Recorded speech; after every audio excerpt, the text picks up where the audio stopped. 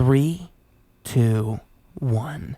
Hello and welcome to episode 194 of Ruse Radio. We are back at it again. Birthday episode, special episode. Now, it's not... Ooh! See that? Oh my God, folks. Now, that could have been worse. He tried the tea for the first time, and the tea bit him back. Man, I dropped one of my tea bags. I'm so sorry I teabagged you in the wrong way. So, okay, audio listeners have no clue what just happened, but I did drop one of my tea bags. I didn't drop both, so I guess that's good. So blessings on that. Blessings on that. Blessings on a birthday for our special, very special guest. Drum roll, please. So what do we got here? Oh, yeah, we got a musician. Oh.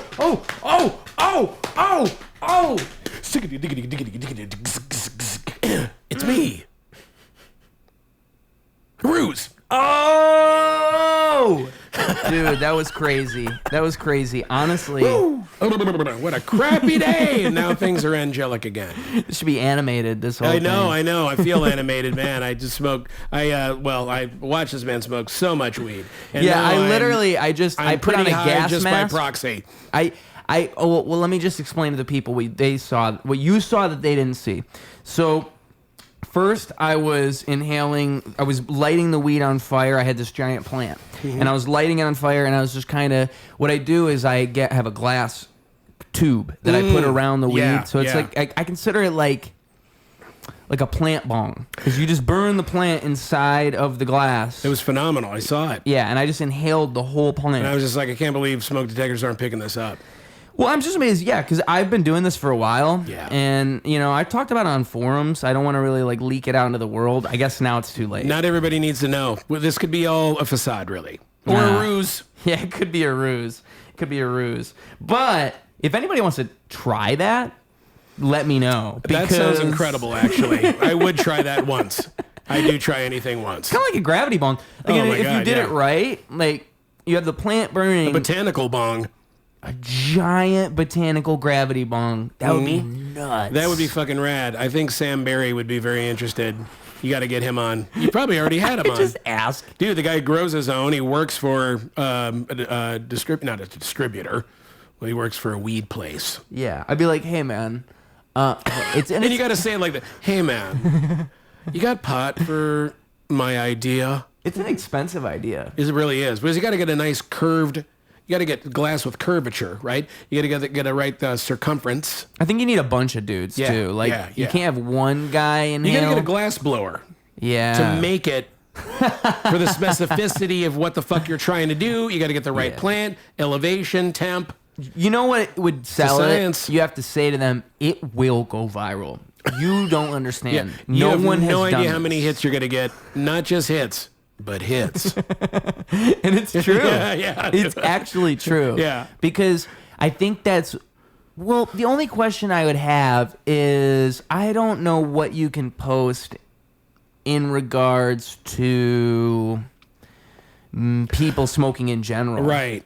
I really don't know what you they can get do. away with it in the rap videos, but it's like a produced... music videos. Yeah, exactly. I don't know what you can do on shorts or TikTok or Reels. Legal or not, yeah. How far can you take the I've heard you can't smoke. I've heard you can't smoke on those things. Interesting. And I have a person pods who... or just home videos that you're just going to put down. So if we were hanging right now, sure, we could smoke. Okay, right. But that makes sense.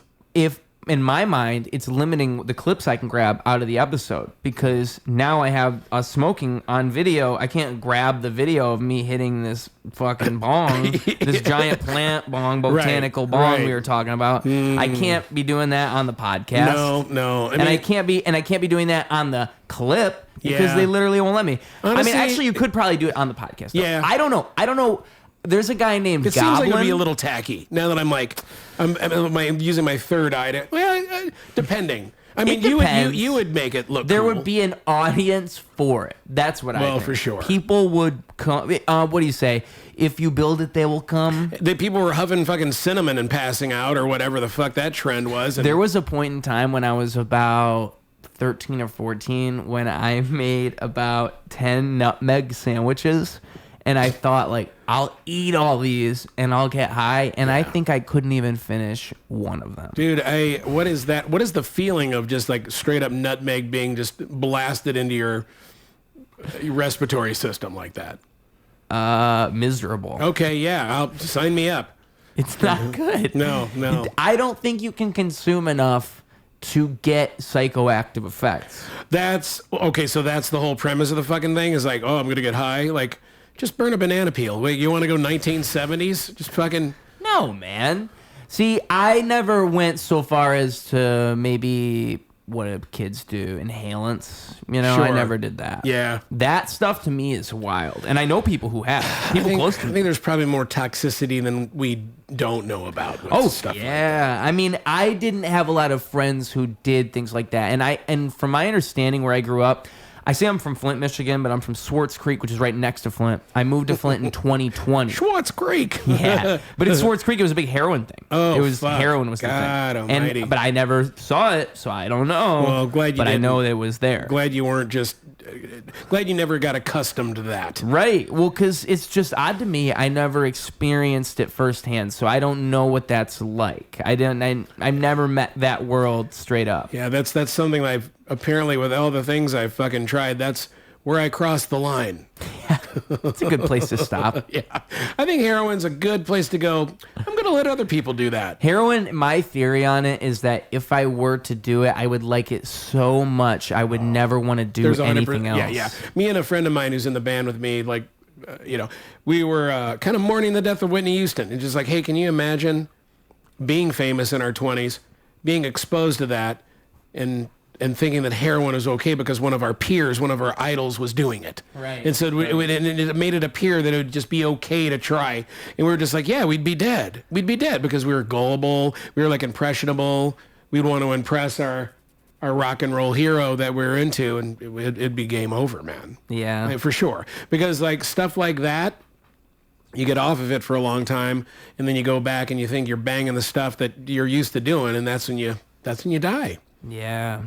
R.I.P. everybody who's done that. That's been an incredible creative. And drugs are drugged now. Drugs are drugged. Literally, drugs have drugs in them that aren't supposed to be in them. And I think, controversial, I guess, it's all because drugs are illegal. Because drugs are illegal, and then you create this illegal atmosphere of people who will cut drugs with these illegal things. It's gross. Yeah. Yeah, I mean, I work as a case manager, and I work with the mental health community, and they're actively doing narcotics. And a lot of it's fentanyl. I have someone who, he just has bags of fentanyl that he snorts. It's like, this guy, I can't, but this guy is, some of them, these people are fucking power horses, dude. Like, they've lived a million lives that we don't know about. Mad resilient, dude. Been in gangs, been abused, all the above. Still around huffing fucking fentanyl. Don't know how this guy is with us today, but God bless, and we hope that we can help him curb that behavior at some point. But honestly, it becomes a medicine. The guy's just like, it's my medicine. I got like, okay, funny story. I'm not giving anything away. I'm not. There's no HIPAA regulations I'm violating. But I came in, his place was a mess. I came in another day, suddenly, spick and span. He's like, hey, I'm back. You know what I mean? And he goes, I had a little bit of my medicine. I cleaned everything. I go, wow, that on video must have looked like a fucking Tom and Jerry cartoon coming to life. But like all that. Yeah. And I'm glad I saw the after and not the before. Yeah. Or the during. Did I bring you down with that? I'm so sorry. No, some people are just like that, though. Some people are so animated. There's a friend I have who's real big. Like, I the way he talks from it almost makes me jealous. It sounds cinematic, you know. He's got like a way of telling, you won't believe. Yeah. He's got a way of saying things. That's certainly my personality. And I mean, a lot of the cats I work with, so it's like, Jesus, I'm not that far removed from them, really. Yeah. I feel like those people are great. You need cinematic people. There's reciprocity. Even with that clientele, it's a lot of frustration, but there is reciprocity from people you connect with in that population, and I've experienced that time and time again, and it's a good feeling when you can do that and you can connect. Reciprocity, what do you mean? In the social work field, when you're working with someone that's a client that is very drug-addled, with a mental health barrier that's pretty heavy. being able to connect with them in a way where they're giving you advice. And you look beyond the mental illness, beyond the addiction, and it's just another person. Yeah, well, I mean, I would hope that's what people's core thing would be. Yeah, yeah. It's sad that that's not the regular thing. Right. Because that's what works always. It's Yeah. looking at people like a person.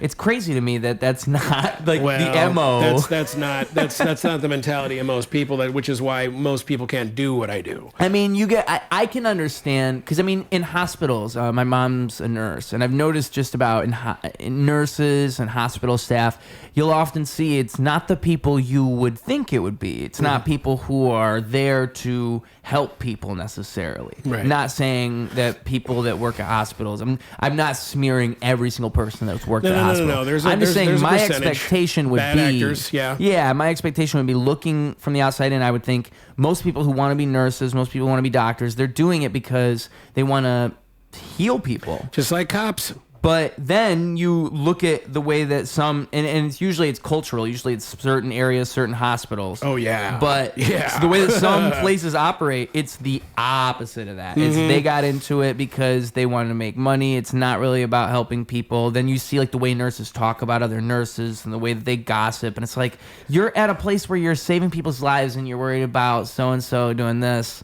It's actually crazy to me. And then if we remember back in like 2020, 2021 with COVID going on, they were doing TikTok dances in the hospitals, which was nuts. I know, dude. It's nuts. It was crazy. I'm like, whatever joy you can bring out of a weird day. I mean, while you're catching COVID with everybody else. Funny story to your point. There's a yoga instructor. I took a class as an elective, like undergrad, and I'm like, well, this will be fun. I'll take yoga.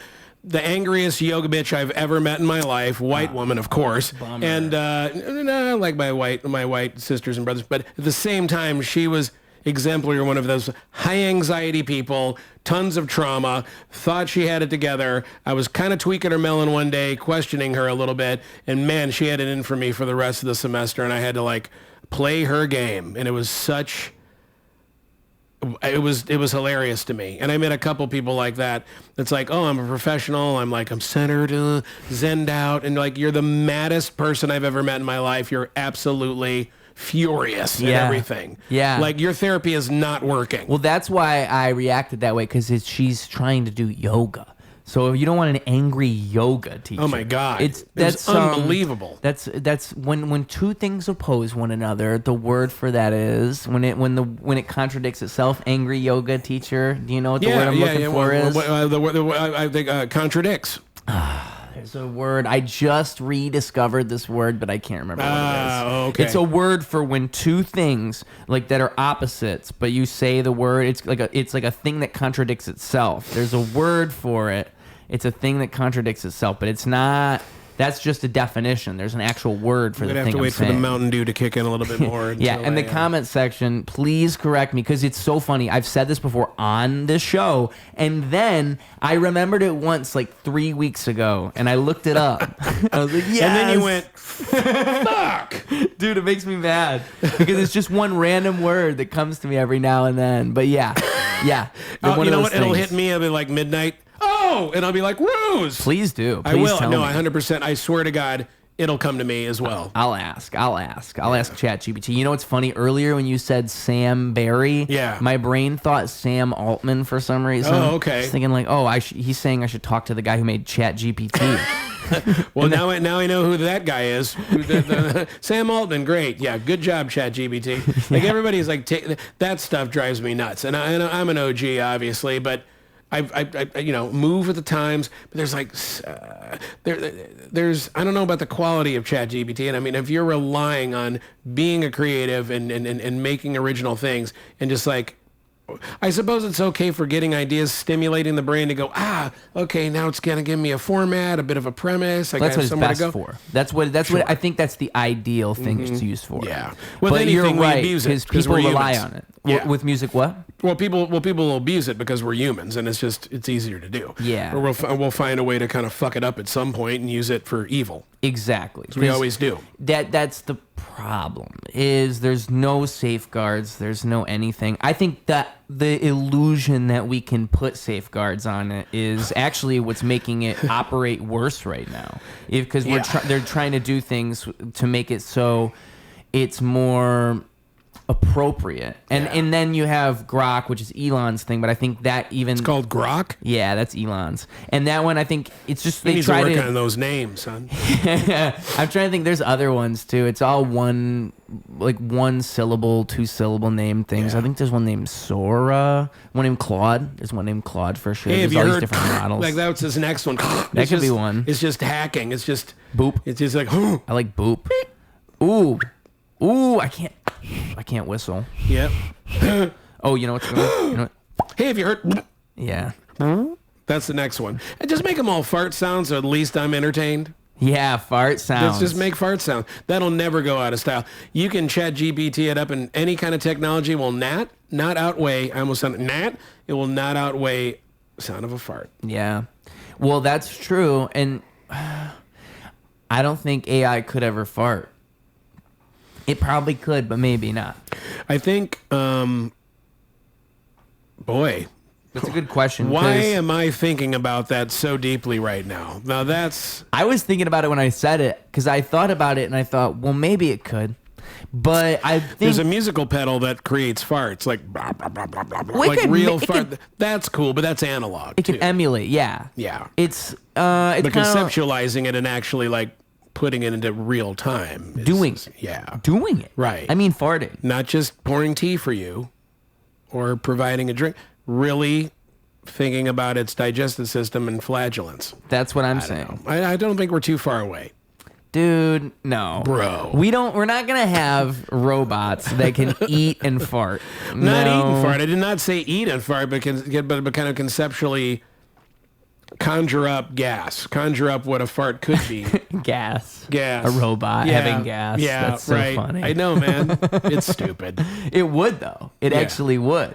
And that would be its fart. It would be farting gas. I mean, what's to say that it just couldn't sample something out of taking in the environment, right, and just emulating it like a parrot? That seems pretty easy. Yeah, but that's what I'm saying. That's what I think it would be doing. So I don't think that counts as a fart. I think if we're saying, I mean, it becomes a philosophical question of what is a fart, right. Because this will be a TED Talk, by the way. yeah. A fart to me is biological. A fart has to. Yeah. I have to eat, and then my digestive system has to create this bubble of gastrous whatever. Right. And then I have to exit it through. So far, that's only been proven through organic material. Yeah. Not through man-made synthesized metals and wires. That's when I'll be convinced. You know what? Show me a robot that can fart, and also, I mean, I'll settle for fart. I was gonna say show me a robot that defecate. can fart, and I'll be like, check, please.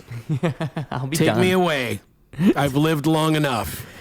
There has to be RoboCop by the time a robot can fart. We have to be already done. I think they're already working on it. I think I think certain Asian populations I've already seen is I do watch Reuters, and they do have a very like it's literally pop locking, like it's moving in a very fluid.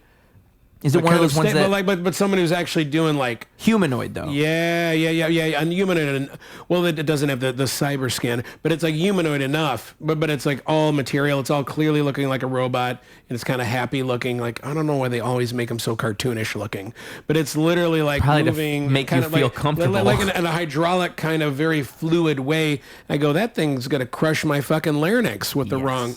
No way. Yeah, I'm good.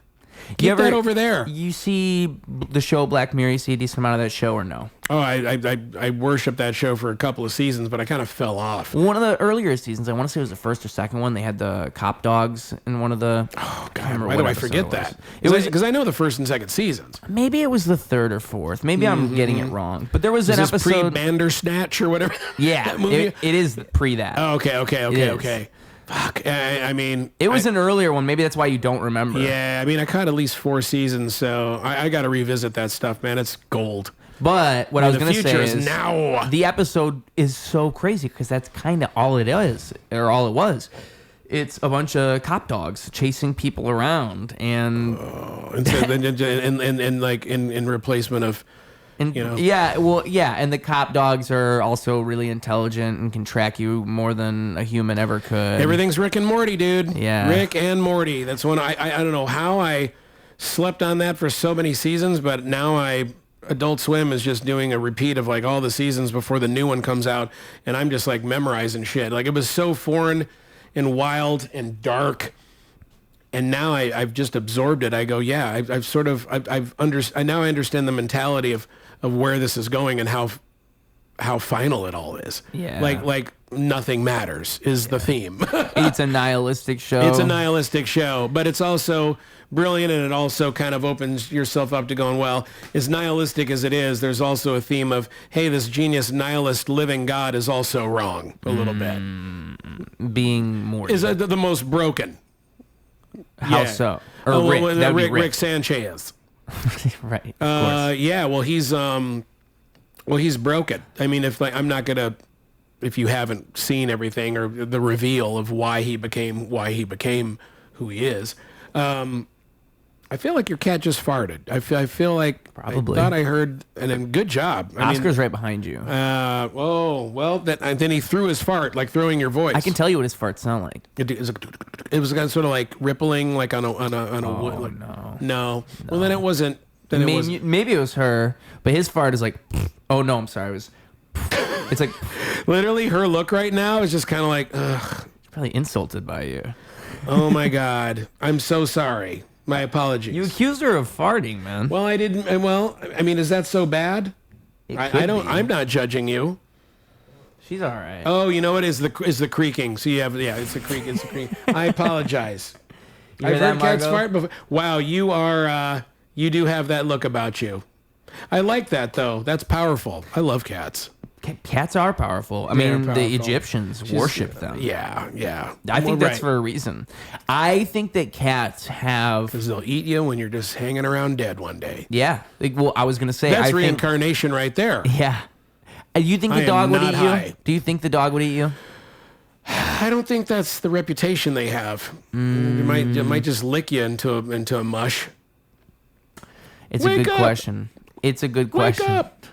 I think then you're just yogurt. I think what I heard is that it's about like how much time it takes. So the cat would just eat you way sooner than the dog would eat you. I think that's more. It's not how I want to go out, but if that's a way of worshiping your owner, or becoming.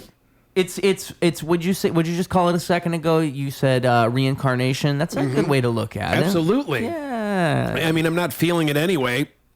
I might as well get reconstituted by a cat. Yeah. You know what I mean? Nothing wrong with that. Hey, I'm new manure for you, baby. You know what manure. I mean? I'm new manure. The new manure. There's this movie, Soylent Green. You remember that? That's an old movie. Mm-hmm. And it's like Soylent Green's made out of people. Like there's this sort of like food substitute or supplement that everybody really enjoyed, but it's just reconstituted people. Yeah. Whether they were alive or not, I'm not sure. But yeah, it was ahead of its time flick, man. It was pretty dope. New manure might be. Yeah. I mean, like the new manure. That could be a title of your new album, man. Title of this podcast. Title of a new album. Name of a band. Mm-hmm, the new band manure. Name. New manure. Mm-hmm. I'm always like. There'll be a Lollapalooza next year. Yeah. Tell me like about every new band I don't know about. Tell me about your new manure, Eddie. Yes. Tell me what's going on in your life. Okay. I mean, I know at the very least what I know about you is that you are part of Ass to Ass, correct? I was. No, I still am. Okay. We do, whenever the dark comedy show Ha Ha Hell comes to Reggie's, 2109 South State, then I am part of that. I hope I'm not looking at the camera like that's probably annoying. But I am doing that whenever that, and it's usually a monthly thing, and I don't know how much more often they're going to do it. And there's a G-Spot open mic that follows after. I'm a part of Ass to Ass then. I was, for at least 3 years, if you want to call the band lead, or they titled me the band lead or the supervisor or whatever, but it was just the combination of Matt Doyle Perez, Jason Melton, and myself, and we became a very tight unit, and we definitely kind of it helped us bond into a real cohesive band. We still don't have really any songs memorized per se, but we have a lot of riffs, a lot of cool ideas, and we just sort of riff off each other, and we've become really, really good at jamming and just creating stuff on the fly, which is great.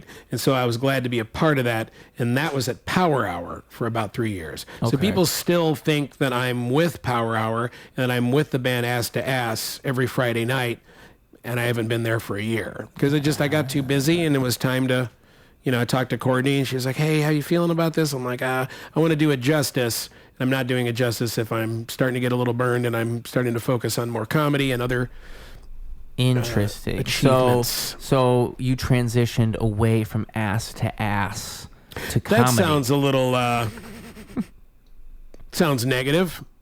No. I did. I technically did, because it just I was missing more dates, and I was starting to get shows, and things were getting busy in other ways. Yeah. So, I firmly believe loved everybody there. It's very easy to do too many things. I think people do too many things all the time. We were talking about that. Yeah. Yeah, and then you're not doing anything well. Yeah. Master of none. Master of none. Yeah. It's just not possible at a certain point. Yeah. And I think the more wisdom you have, the more experience you have, the more honest you will be with yourself about that. I've seen everyone's butt do comedy from my position. Yeah. And I've seen a lot of great butts out there. I gotta tell you. Thank you. Thank you from the bottom of my heart.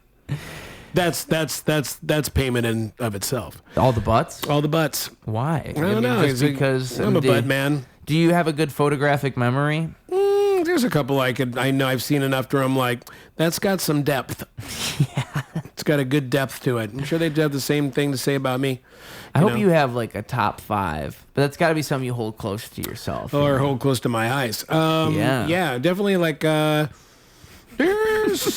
a good top. Well, there's one I'm thinking of immediately, and I'm not going to even say, but God bless her. Yeah. You do have like the best seat of the house in that way, if you're thinking about it like that. And by the way, folks, we're not just talking about females, all right? Eddie's probably checking out the dudes too. You know what? I'm sure I span the spectrum.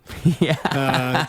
Just want to taste the rainbow. Don't know what flavor I want to lick, but yeah, I've seen it all. His eyes might move the wrong way sometimes. Sometimes kind of like, whoa, that gentleman's got a nice taut buttocks. Yeah, those pants. I tell you, like, depending on the genes, God bless you. Hey, if you're gifted with it, flaunt it. That's right. And I'm here to judge wisely. Yeah. I support you. Yeah.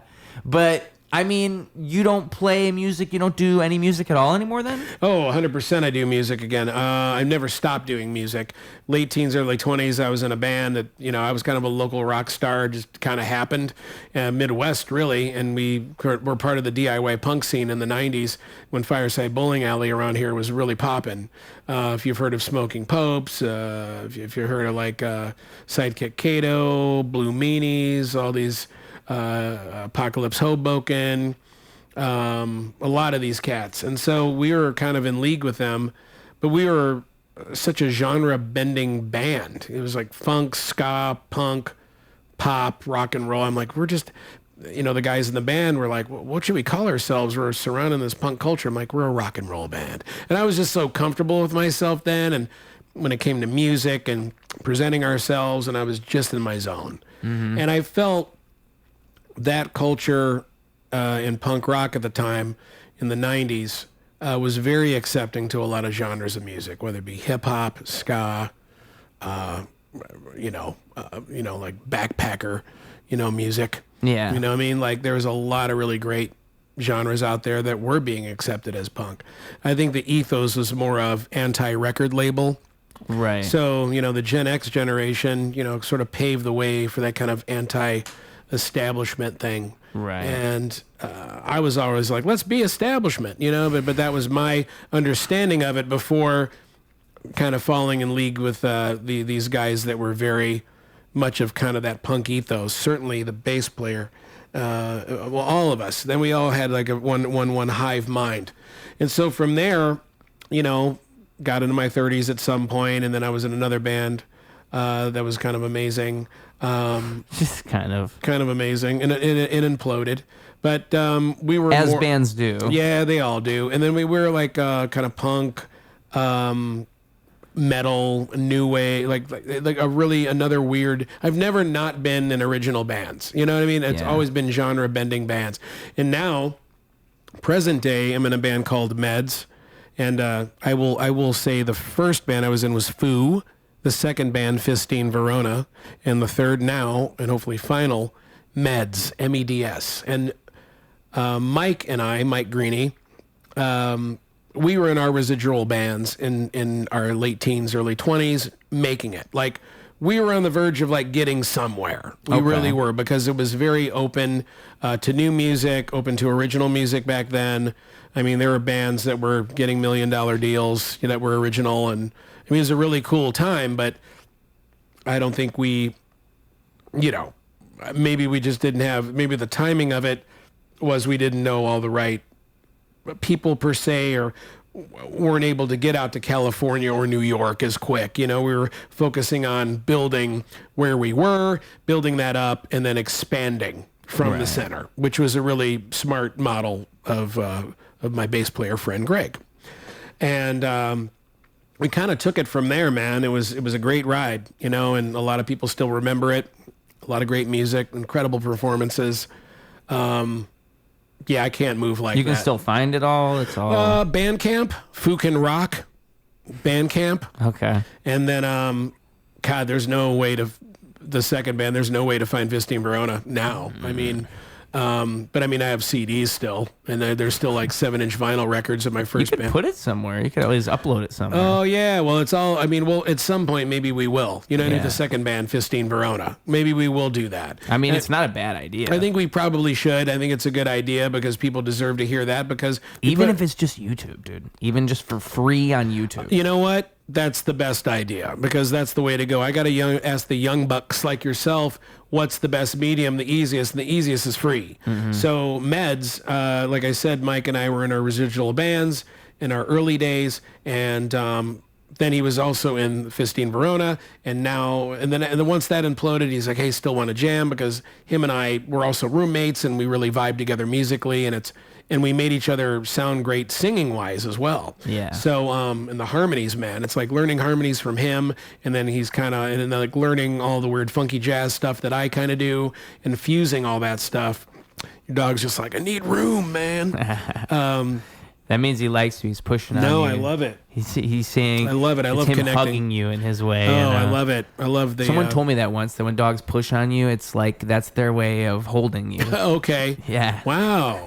Because they can't do it any other way. That's the best birthday present I could ever ask for. Yep, and he looks very relaxed. You can't see it, but his eyes are like rolled back. I love it.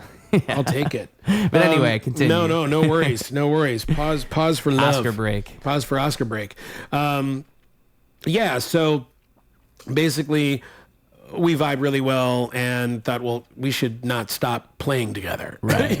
And you had good chemistry. Oh, 100%. That's the word. Yeah. And so we continued to, once the other bands imploded, say, hey, let's jam. So we did it acoustically. So we took what we did, the songs that I wrote, and some stuff that he had ideas with and covers, and we're opening up for live rock shows and really entertaining people and having a lot of fun. And we did that for 10 years before we decided, hey, let's really look for some live musicians to go with what we've been doing. And we found this woman, Jean McClure, who's been, again, same trajectory as Mike and I, early 90s punk rock. She was in a band, Mary Tyler Morphine, kicking ass. She's a lead in a band, Panther-style, that's doing incredibly well. And now her band and our band share a space. So she got in, and she's like, are you still doing music? Well, I'd love to play. I've got a lot of time now. And I'm like, are you sure? Cool. And she vibed with Mike and I and made like a amazing power trio out of us, with her skill set and what she knows. It's nice to have female energy in the band. You know what I mean? For the first time, it's like all this fucking, cock fart shit for so long. And was her joining, was that an easy thing to do? It actually was, because she's been with dudes been amazing. You know what I mean? Been with a bunch of fucking dudes. You know, she was in this cool kind of alt country band called the Sidewinders. It's kind of like Hank Williams Jr. or the Third kind of vibe to it. Been in tons of bands, played metal and punk and country, and just has a large cachet of things to draw from. And knows guys well, you know what I mean? And kind of has that alpha meets female energy where she can fuck with both. And when you need that, if you're doing it's heavier music, yeah, right? I mean it's tough being a lady in the wild world of man sports. There's so many women who are fantastic vocalists. Yeah, though. So good, like I've things never, that a man could never do. Yeah, dude, and never. Paramore, the lead singer Paramore. Christ, does she have some lungs on her? Man, beautiful range, amazing control. When something that's slept on a lot of the time by people is her vocals are good, but she's doing that live day by day by day by day for hours. That is so impressive. The cardio you have to have to pull that off. I think just kind of your own vocal structure itself has got to be trained and primed to do that anyway. Yep. You know what I mean? You have to have a natural gift for it. It's like all these people that we see that are the contemporaries of the people that we emulate. It's just like, oh, well, they're just human like us. But they have something a little extra that they were just born with, as I come in ways that I come to realize though more and more. It's like I have to remind myself, well, that's why they're professionals and been doing it. Plus, you get lucky and then you're doing it all the time. Of course, you're going to get better. Yeah. If that's all you're doing and thinking about it day by day, comedy music all day, of course you're going to be fucking great at it. It's both, because I like to think about it like everybody can get better at something, but we all have different starting points. Yeah. So I might be really good at something to start, and then I just jump from there. Or maybe I learn faster than you. Maybe it's that too. It's how quickly you learn. Yeah. I'm certainly dumber than other people. So to wrap up my the music thing, so we found her and then just searching for drummer after drummer, and it was such a drag because all these great guys with great musical taste that couldn't drum their way off a fucking paper bag. Right. And you're like, how is this possible? And then he had one more person that was sort of like in his app that kind of chimed in, hey, looking for a band in Chicago, and he was playing with a really cool kind of folky rock pop thing that was very known. They've since disbanded, which is odd because I thought they were really great. Can't think of the name, but he was with them locally, but guy's been doing the same thing we've been doing since he was a kid, playing in bands, and he's from not Oakland. He's from Sacramento, California. Okay. Home of the Deftones. Yeah. And he's got and then suddenly he's like, oh yeah. And then we found him. He vibed immediately with the bass player, which I was really concerned about because there's some people that just won't. And, and vibed with us. And he's just a light and just a wild talent. He's got a natural ability too that's very unique. Yeah. And then since then, they learned all the songs, and then we've been kind of like enhancing what's already been written and writing new shit. And now we have a 4-song EP that's probably, hopefully, 2 mixes away from being done. 2 mixes away, meaning what? Meaning like we got to take the songs that still we're not satisfied with, that maybe the levels or the EQ or something's a little too dirty in the mix, or it needs to go down 1 dB so you can hear the vocals better. It just needs to get fixed. Just needs to get fixed. Tweaks. Shit needs to be tweaked and fixed and primed and once that's done, then we're actually going to take and say another power of Gene. Why were you just saying AI names just now, by the way? I don't know. You know what? I'm already the zeitgeist is being predetermined in my brainwaves now. Right. It's taken over, as you know, and that's Sam Barry is controlling you. That's the power of AI. Yeah, it's the problem. It's a problem, and apparently it will be the solution. To me finishing my own fucking sentences. Yeah. So now we got to tweak it, and then once it's tweaked, our bass player Gene knows this guy Bob Weston who played with Steve Albini. And he just masters. So we got to get it mastered. We'll have a deal on that. And then it'll be squanched and squelched and perfectly primed and buttery enough to put on all the nets, put on all the social medias for free for your listening pleasure. Yeah. And how soon? What are you thinking? I'm hoping by fall, man. I'm hoping by like mid-fall, before winter, for God's sake. You said 4 songs? Four song EP. Well, originally we're gonna do it as a demo, but it was so fucking good. Yeah. And the gentleman we're working with, Todd, has been kind of a fourth Beatle to the whole thing and is emotionally invested as well. A fourth Beatle. We got to keep him on the reins a little bit, but no, he's been really great for us as well. And the sound is for $25 an hour, dude, has been way more clutch than we anticipated. So it's like, oh yeah, we'll just have a demo, but now the demo's become an EP because of the quality and like what we've been putting into it and how we've just been layering it. And I'm super excited about it. It's the best shit I've done with a band, and I'm blessed to be working with those guys because they're great people. Yeah. And they're not, super manipulative, fucked up narcissists that maybe I've worked with at one point. You know what I mean? Well, I imagine that's a lot of the music industry anyway. It's just it's just creatives. It's just the industry. Yeah, industries. It's all of them. Yeah, well, I guess if you're looking at it as an entire thing encapsulating everything, yeah. Because I mean, I think if you're business minded, you tend to not think of people as people at a certain point. If you are truly business-minded. If you and I were really entrenched, like where it was just like dollar bill, y'all fucking, like really like worried about stats, figures. It's like, it's just, I don't know. I don't know what I think it's just a balance. If you want to maintain your humanity, I guess you have to you have to get your own success and hopefully chase that. We'll get to a place where we even experience a fraction of that. Right. Yeah. So we can go, whoa, buyer beware. Yeah. So that's kind of the music trajectory that I've been on up to this date, and which has been great. Yeah. And I've sort of parlayed that, or it's parlayed me once I got into comedy, which is 4 years, 4.5. It's been 4 years and some change. Once I established myself, not intentionally, but you had Zach Albers on here. Funny story here. Like when they did Power Hour at Northbar, R.I.P. Northbar. And I went up, I was having a great week. It was the first year I was in comedy. I'm like, I'm doing really well. I'm going to have fun at this mic. It's going to be great. I'm going to really impress everybody. So naive. And he was just having his birthday, and he was blitzed. I guess he was blackout drunk, and he's like, you're just not funny, man. And I was like, what? And I was kind of going back and forth and trying to do my set because it's Power Hour. I didn't know the context.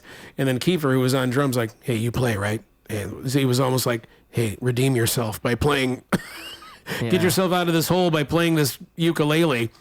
And I did, and I was like, and everyone's like, wow. And suddenly I won everybody back, and I was just known for music, even though I was trying to establish myself as a comedian. Yeah. And, which is fine. I accept it now because it ended up connecting with Brandon Kiefer, Courtney Albers, and I guess we'll still say Courtney Albers for now. The whole Power Courtney Peterson. Yes, exactly. Well, the whole Power Hour crew. Yes, let's just say it, Courtney Peterson. Yeah. So the whole Power Hour crew ended up connecting with them, and then being invited over to the Cool Kids Club and Kiefer's house, and getting to know more comedians, and they were really digging what I did musically, and it was so funny. I was just listening to a Mark Maron podcast, talking to Questlove, and those guys talking about what they've been fighting to want to be known as, but then being made famous by something that they didn't think they'd be made famous by. So it's like I want to come in and establish myself. Hey, this guy's like a budding comedian, like, oh yeah, he does music, but he's more of a budding comedian. And I really, the first half of the comedy thing for me has been, oh man, a great musician. Okay, Eddie is like, God, fuck, you know what I mean? Right. Like, respect me as a comedian. Like, nah. And then and I had to chill from that and go, hey, count your blessings, man. Right. You've got you have to kind of accept what the audience is trying to tell you too, because they're trying to say something. Like if you listen, you'll understand what it is. But if you reject it, you'll never understand it. Yeah. So I just sort of fell into it, accepted it, and said, well, hey, keep working on your comedy. Eventually people will figure that out and know that, and enjoy the blessings that people are fucking with you because you're a cool guy who plays music too, that they vibe with. I mean, it's interesting with podcasts, you know. It's evolved since I've then. found people through podcasts like comedians, and I don't even necessarily listen to a lot of their comedy, but I listen to a lot of them on podcasts. So it's funny because there's the thing that they're doing that they're trying to be known for, but I really know them because I've heard them talk in conversations on podcasts. Right. So it's that same thing. And I don't think you can really... I don't think you get to have a say in what people know you for. And it doesn't matter. That's the truth. Is I look at it. I try to think of things that. I'm glad I'm here. Everything's an entry point, right? So if you see me one time, that's an entry point potentially to you seeing me another time, or you starting to understand what I am and the things I do. Right. And so it doesn't matter what that one time is. You'll catch on to the layers at some point. I'm just gonna keep doing my thing until then. And you never know what it is. It could be anything. Yeah, I mean, I might not be doing this at all at some point and just be like, oh, I'm supposed to be an accountant. And that's fine. If that's in the stars, then that's in the stars. What made you want to do comedy? What was that like? Music, I wasn't doing anything, musically. I was just focused on my job, and life was kind of in a weird space. And this is pre-COVID. Caught an addiction, worked on it, and then got to a place after so many life situations that just kind of beat me down. It kind of toughened me up, and sort of a death rebirth thing that I went through. Yeah. Call it a midlife. And I ended up going, well, there's nothing to lose. I might as well throw my hat in the ring for comedy. I've been thinking about it. I feel I have something to say. Don't sit on your gifts. So I said, hey, I've been doing these things up to this point. What's wrong with me trying this out? And I threw my hat in the arena, and it's been flourishing. It's just been getting better and better. And the people that I've made great acquaintanceships with and friendships with, phenomenal. When it feeds back into the music thing too. Absolutely. Like you said. So. It's intertwined, and that's great. And my philosophy is, before I turn 50, I'm like, you know what? I'm going to go for broke. I got to make something of this life that I've lived. It was kind of like, went through this weird thing of just like, all my past decisions came to the forefront where I was judging myself. Enough so that where I just wanted to bury my face in cocaine and forget about everything. And that became a thing. But it also helped me kind of dig myself out of my own self-loathing and whatever negative things that I considered were just horrible decisions. But it also reshaped me to hit a big reset button and do better for my life. And through comedy, that's in one of the ways that I did that. Yeah. So I can't take anything for granted. But it's been a huge learning curve, honestly, for 4 years. Just like I'm telling you, like, why don't people? And I'm like, God, I sound like a bitch. But you go through that. I'm no different than everybody else, and don't fucking judge me, okay? But it's all good, and it was a good discipline for me because I had kind of not plateaued musically. But I already know I fucking rocked hundreds of shows and what I could do. But this new challenge, a new art form, big respect for it. So now I feel comfortable. Yeah, and it's completely different. I mean, it is a whole different ball field, Mm-hmm. I think, see, you didn't do production, nothing like that when you're doing music? Well, no? Like actual production. I mean, beyond playing an instrument and writing the music. Not actually like on the board, like producing music and that. Because I was going to say, I think that's a whole different job. Oh, and I've always mixed and mastered my own music, all that. And I think that is... I thank God I even thought to learn that when I did, because it is useful to be able to. Yeah.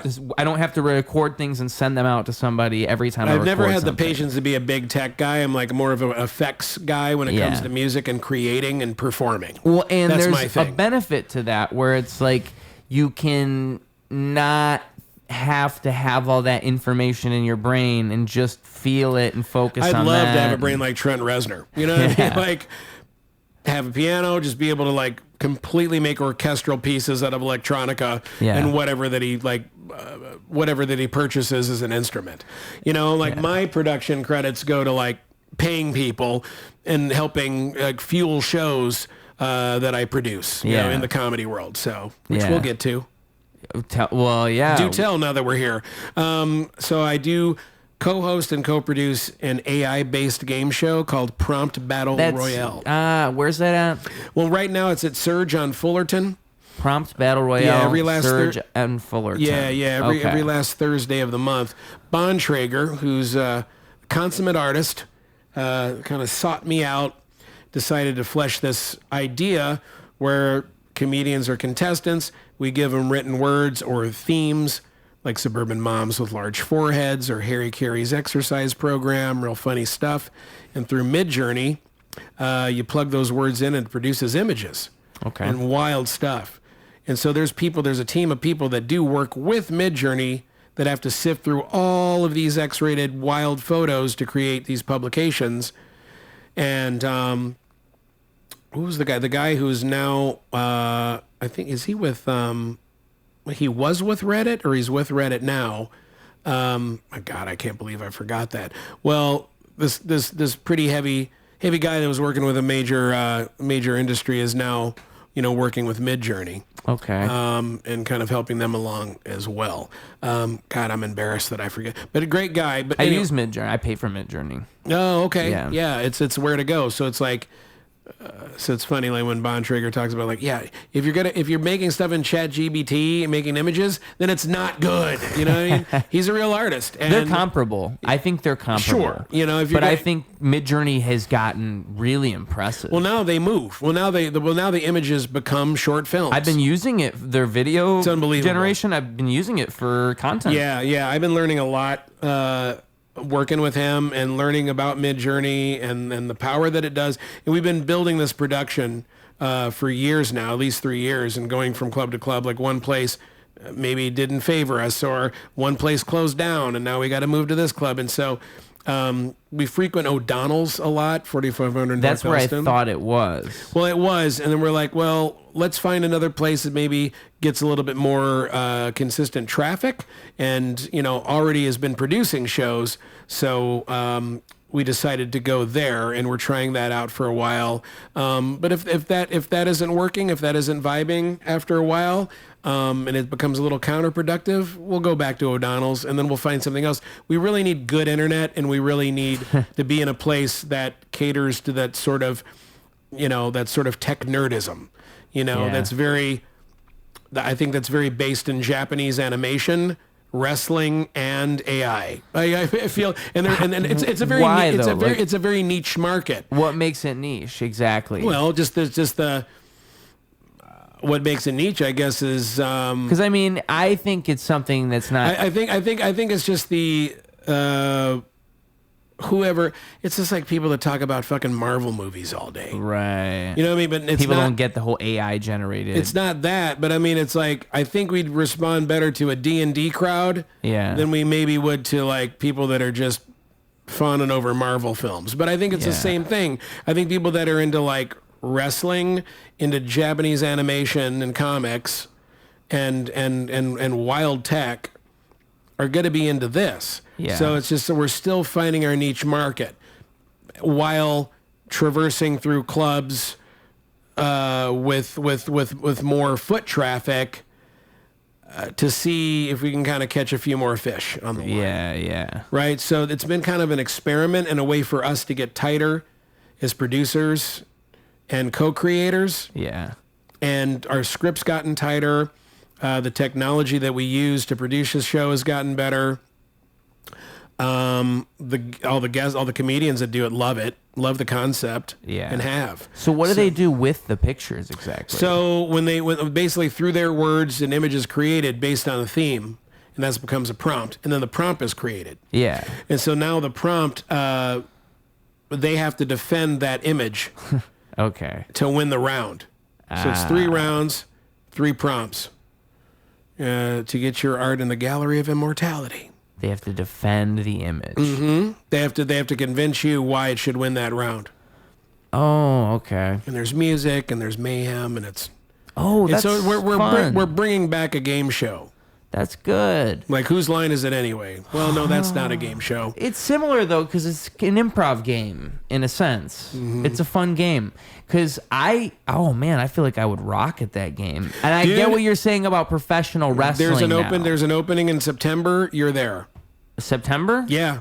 So the last Thursday of September. Yes. Yeah, because sign me up. I have somebody, Skippy Rose, a great comedian from Detroit, coming through. Okay. Because I got some Detroit people now that I've did a bit there, a show there. Give me an example. I'll practice. Give me an example of like what the image I'm talking about. Okay, is. so how about the theme of derelict robots robbing cats for milk money? Okay. I mean, that's really abstract. That's a bad one, but you have to describe it. You don't have to be funny when you describe it. You just have to be as descriptive as you can. So now what I'm doing is I'm defending the photo right now. No, you're describing the theme. Oh, the theme of the photo. Mm-hmm. To me? Yeah, the theme of I gave you a theme, and now you have to kind of illustrate what that would look like. You have to describe it first. Oh, this is the prompt. It's going to be a prompt. Once you describe it, and once you throw it through Midjourney, and then once the image is created, then like whatever your description is becomes the prompt. Okay, so tell me it again. Okay, I'm just gonna. I was just confused about what I had to do. So no, it's okay. So I'd say derelict robots pickpocketing blind kittens in downtown Manhattan. Okay. So you have to describe what you think that would look like. So okay. So I would say robots in bandanas and hoodies and saggy pants stealing from blind kittens with blind mice in background, and then a comma if I could. Sure. Inner city, comma, busy streets, comma, cinematic lighting. Dude, absolutely. You did way better than most comics do in their first try. Yeah, I use Midjourney. There it is. I have practice. That's why people need to just pay the money and fuck with Midjourney more. I don't even think that was included. Prompting is a skill. I think prompting is a skill. I really think so. It's 100% a skill, and I work with the skill master. Not to blow his head up more, but it's true. It's hard. It's super hard, especially if you understand. It took me a couple years to conceptualize it and wrap my old ass head around it. Yep. You know, I'm the old tired guy, and like who's just like, hey, vaudeville, Johnny Carson. I'm like, I'm like the fucking Ed McMahon of the whole shit. You know what I mean? I'm like the servo to the fucking, you know what I mean? Like the sidekick. The simplest way I could describe it is, and this is what I was going to say, is it's harder the more you understand the AI, because you kind of have to dumb it down to the AI's understanding. Like, you have to know what the AI is capable of and then go from there. You can't talk about poop, blood, or, boobies. Yep, but there's workarounds that people come up with every now and then. I know, that get over those restrictions. Yeah, which is phenomenal. I mean, like it's people that have not listened to our directions and they've used what they thought, it'll be funny, have stopped the show. Like, it'll stop the show. Your image will not come up. It'll give you a red line, and then you'll have to like come up with a fucking theme on the spot, like a new theme for the prompt, and it's so maddening. So. But now the technology, and it's words. It's just you can literally, as you use. know, you can literally do it in real time, and the image will come up in real time quickly. Mm-hmm. Yeah. And then you can basically come up with your theme, which creates the prompt, and then the image like within minutes. Yeah. So you don't even have to prepare for this anymore, but we do, and I encourage everyone to do before coming on the show. We want it as organized and as well-oiled as it can be, because once the show starts, it's just mayhem. Sometimes we're just riffing and it gets wild, and sometimes it's just falling off the rails, and then gets back on track, and it's like it's a funky balance of, and that's sort of the flavor of the show anyway. How would a comedian prepare? They just know the prompts, they know. Well, like I was saying, you just, we'll give you the themes. You have so many, days ahead in advance to come up with what you just did, and then submit it to us as quickly as possible. And then, we can run it through. The image. Yeah, because if there's a glitch, if there's an NSFW that we have to navigate around, then we have time to do it before the show. Like, please just change this, and we'll see if the new one works. Exactly. That makes sense. Like I said, with the technology with Midjourney now, you can do all that shit night of the show live and correct it. But you got to have quick internet to do it. So how long have you been doing it for? 3 years. Oh, Midjourney's come so far in 3 years. That's what I'm saying. It's like it's moving pictures now. It's unbelievable. It's just you guys were doing it when it didn't. It looked like claymation. Everything just looked like Play-Doh. Absolutely. We're there from the start. From the start. Which is like kind of maddening to me why people aren't giving us enough credit on it but I think just the social, we've gone through different people that have been working with us, editing, and we're behind kind of in a few months to edit, to put on YouTube, and it's all about metrics for us now. So we're trying to work with people that understand that and are helping us make that more applicable so that it's more click, because it's just like, what's the age range, 25 to 30 dudes. What do you mean with YouTube? Like to advertise, you mean? Absolutely, and we have all our videos on YouTube. Yeah. We have the channel, like and subscribe, Prompt Battle Royale, baby. And so you do the full shows on there? Yeah, all the full shows are there, and then clips as well. But we do clips on Instagram and other like media outlets. But the full nanny is on YouTube to watch, and it's fun. It's entertaining.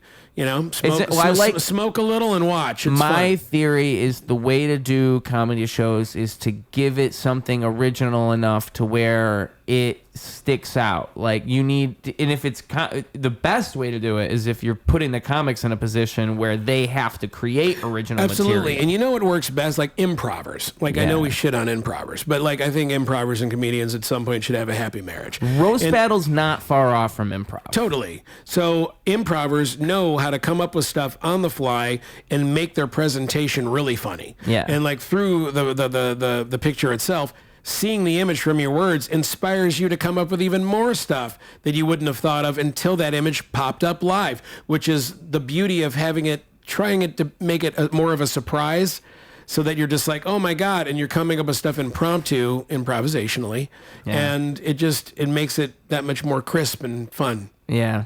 Yeah. So that's one thing I do.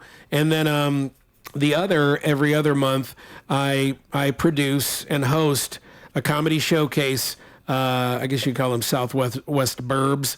And that is called the Caponeville Comedy Capers Showcase in Forest View at Bad Attitude Bar and Grill. Okay. Minnie and Joe were in a great shop, and kind of a biker cop sort of element, but very diverse, very receptive to comedy. They've been very supportive of me and what I do. And, it's 10 at the door, and they got like a good recurring crowd of regulars that comes in and will pay. And they're like, if they're just hanging out, let us know. We'll kick them out. They got to pay to be here. I'm like, hell yeah. So it's like, I just sort of created my own world where it's like, hey, don't be thinking you're just going to bring anybody in here to not pay. If you're hanging out for a half hour watching the comedy, everyone's got to pay, because it's going to the fucking comedians, man. Right. And I'm not trying to be a Nazi about it, but I am a little bit. How many comics is it usually? Like 4 or 5? I've done 9 before. Nice. I mean, I've done a lot, and I pay out of pocket. Like whether it's Prompt Battle Royale or the show I do, I want to make sure that I'm saving. And people are like, well, you're crazy to do that, but I love it. Yeah. I love the game. I love comedy. I love the culture, and I love supporting it. And so I'm going to, and I have a show that's doing well, and I get really great comedians to perform, and the crowd's receptive. And I think now it has more of a buzz to where it's like, hey, Red's running a pretty decent show over there. Yeah. So I try to make it accommodating for all the comics, for the bar, and for me. You know what I mean? Because it's fun. Yeah. I'm the last one to get paid. And I mean, that's the best way to do it if it's sustainable for you. I mean, I think it's crazy people who do that, and I think the same way as you. Mm-hmm. I mean, I basically run on a budget that's impossible. Yeah. Yeah, I'm house poor, dude. Like, what am I doing?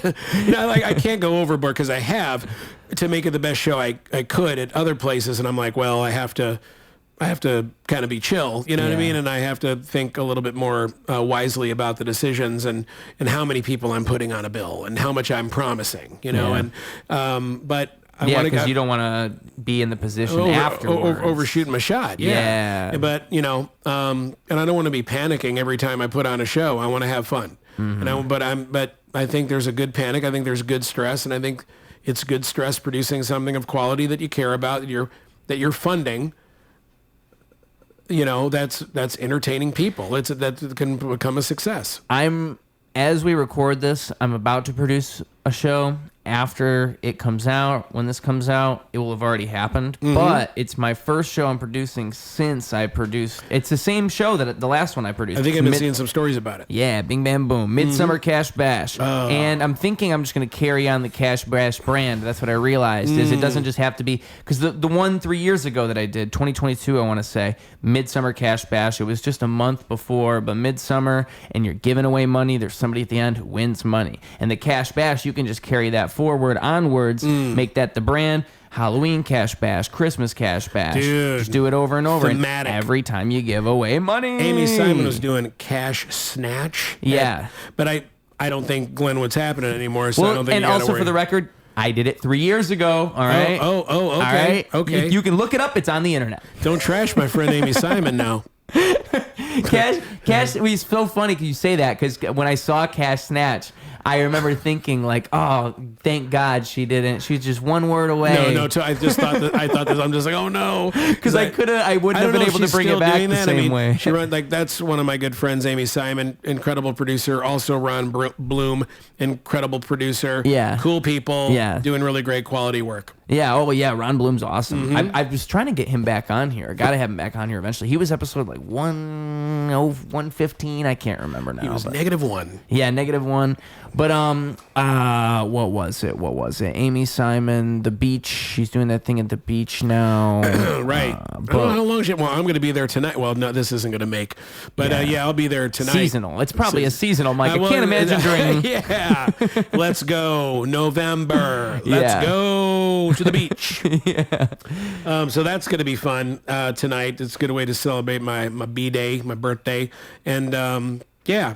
I mean, everything she does, she puts her heart and soul into it and does really quality work, and she doesn't get enough credit. So yeah. I mean, I would say it's not a novel idea to give away money. It's just that most people wouldn't do it. That's why it's a good idea, because most people aren't willing to invest money into something like that. It's all about the money. fact that she's doing that at an open mic is awesome. Yeah. Because most people just wouldn't invest in an open mic. Well, it's like there's so many open mics. It's so competitive. There's so many options. It's like, well, what makes yours different? Oh, more money? Okay, well, we like that. Yeah. Because it rules. Yeah. Cream, baby. Yes, and that's my theory with these Cash Bash shows. I'm hoping what I've been thinking about lately is I'm just hoping it's an organic like comedy music audience and not a lottery ticket audience, because that's what I was warned about. Someone told me you got to look out for that when you do giveaways, because you might get a lot of people who are only there to win money and they are not so patient. They might not like that the show's running on and on and on. So that's what you got to look out for when you do giveaways. Well, how do you circumvent that? How do you? I'm hoping that at least for this first one, because my buddy Tim, we're kind of doing it together. He did a couple shows earlier this year, and he's starting this thing called Gorilla Taco Productions. That's what he's calling it. Gorilla Taco Party. So it's a Gorilla Taco Party, and so I was thinking we'll just do it in conjunction. He can help me out with it. It'll work out great. He can kind of basically be the host in this way, and so it just kind of lets me kind of sit back and him kind of be a part of it. And what I realized is his people are going to come because those people came at those last shows. So they're thinking of it like it's his show. So, we're going to get those people again. So I don't think we're going to have that the first time around. I think it's all about the energy that's in the room. And if it's mostly people that are there for the show, then you're all good, because those other people aren't going to be taken so seriously. But if those people are the majority, if the people who are upset and they just want to win the money, if they're the majority. So what I'm thinking too is another way to circumvent, throw it on the posters. Say, money giveaway at this time. Only risk you're doing with that is you don't want people to show up late on purpose because they think, oh, well, the money giveaway is only at 10:30. So then what I say on the poster is prizes given away throughout the show. So not only is there a money giveaway at the end, but there's prizes throughout the show. So everyone walks away happy. Yeah, that's what I'm hoping. All the boners that are not there for the art and the people that are there for the art. This is my idea so far, is it's going to be a game show / money giveaway. The game show thing I want to lean into more. We're going to do at the very beginning, we're going to do Who Wants to Be a Millionaire style, where it's because at the very beginning, some people are still showing up to the show anyway. You know, it's 8 p.m., but we actually start at 8:15 p.m. like most comedy shows. Yeah. So the people who are there at the beginning are rewarded because they can potentially win the qualifying round to be in the mid-game show. There you go. There you go. There you go. Okay. And so in the it has mid-game layers. show, you win. You can actually win a prize. And I'm thinking for mid-game show, we lean into the Price is Right. Okay. We were thinking the Price Iight. We could call it that. Price Iight. That's brilliant. And I'm just trying to think. If you have any ideas, let me know. Of Well, when you a come on game when you come from on our Price show is in Right. Prompt Battle Royale, you'll probably Say again. when you come on our game show, you'll probably come up with, or it might spark some ideas for you. Yes, that's what I need. Yeah. I need more ideas. I need ideas. And honestly, like I want to lean into the game show format because I'm thinking if you involve the audience and you do stuff like that, that can kind of dissolve and you give them stuff, even if it's gags, you still play around with the audience and you give them things. I think people will have fun with that. Oh, so yeah. That's Well, what I'm thinking so far. I'm just waiting to see how this experiment goes. It's very fleshed out already from what I'm hearing. So it's about, but everything you've been I want doing, it to have longevity. That's what I want. same. We all do. I think All that's of what's us. important about ideas. I think what's important about ideas is that you can recreate it and it makes sense and it's something that can grow, you know? I think making it inclusive where everyone's kind of involved, you know, like no matter what your experience or involvement is with comedy or kind of like whatever wild concept, to just bring everybody in on a basic level is just wonderful. That's when you're winning, is just like you can kind of like satisfy the common denominator. Yeah. Yeah. Oh, you gotta sneeze? I'm good. Ooh, that was a close Yeah, one. Close it was. call. It might come in rapid fire next one, so just get ready. I'll make sure I plap right on the fucking camera. It's like all blacked out, like someone spray painted it, but it's just nose glue. That's 4D. That's 4D. That's 4D. Not 3D, that's 4D's 4D. nuts. Yep. But I think, producing shows and finding ways to involve people organically, right? And to bring out the best in them, too.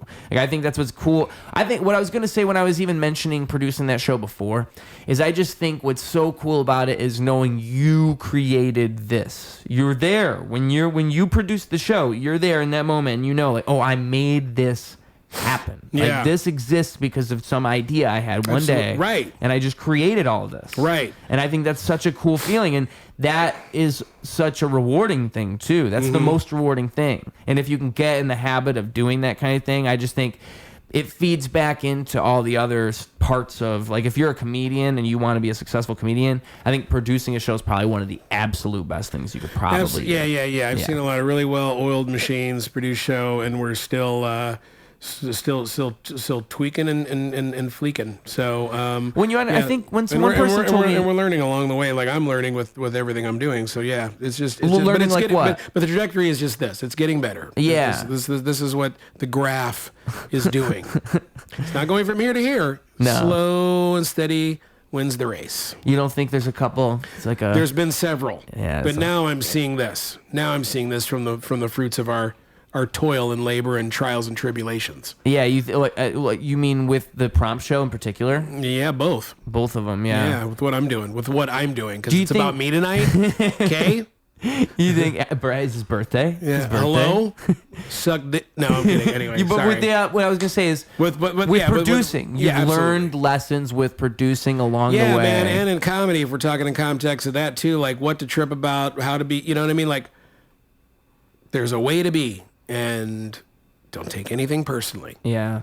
And be as professional, as impeccable as you can be, and keep working on your craft to where you know it's good, whether it's producing, whether it's comedy, whether it's music, to where you know you're doing the best that you could do, and you're having the most fun with it. And then that's going to send a message and a ripple effect with whoever you're presenting it to. Yeah.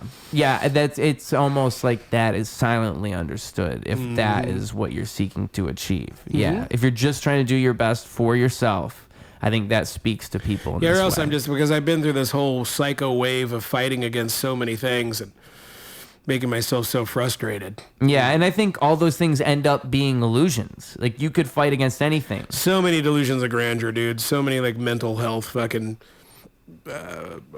train wrecks that I've put myself through. So much emotional turbulence for nothing. And then talking to my peers and I feel like I've formed really good relationships, and the quality control of what I'm doing is certainly excelled. So, and here I am as a result. Ruse Radio.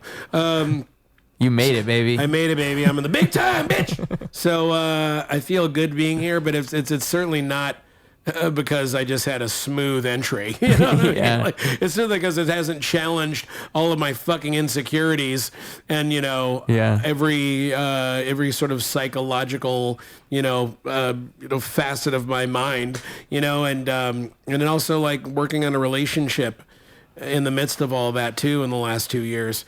And there's this 4-year stint with comedy and now music and getting to know them and all my fucking traumas and hang-ups and shit and working through that and seeing a therapist now. I got a good therapist again and staying sober from the bad shit. It's good. It's a good mixture of love and light. I'm just manifesting abundance and I'm in a good place and it's made me a better person. And I think going into comedy or going into the arts, something that is just flourishing and it's out there, it helps you to find who you are. Yeah. And even though I'm 50-ish, I'm still learning and I'm still growing and I'm still embracing who I am with all the bells and whistles and hiccups and speed bumps along the way, man. Yeah. I think the ultimate lesson of art, of life, of everything is it's this endless thing and it's this endless choice to either keep pushing like the rock up the hill or not to create or not to create. I think that's why creation feels so good. Why making a song or a joke or anything, it just feels so good in the way it's so hard to explain. Yeah. To know that it was not there and you created it. And I think that's the purpose of life in this weird way. It's just to continue to, because it never ends. And it keeps you humble. Yeah, it keeps you humble. And because you always, even though there's always more. I got to look back and like I got friends in the community that are like, hold on, man. Think about what you've done from day one to where you are now. Yeah. Think about that shit. Yeah. But it's almost like I'm trained to, if I think about it too much, I sabotage or your head blows up and then you ruin it. Yeah, you can't. But I'm in a good enough place as a human being to be humble enough and not take it for granted and to keep excelling and practicing like a fucking shaman about it. Well, what I think, Well, I think a ninja, good way not to a put it in shaman. perspective is just the simple fact that the choices you make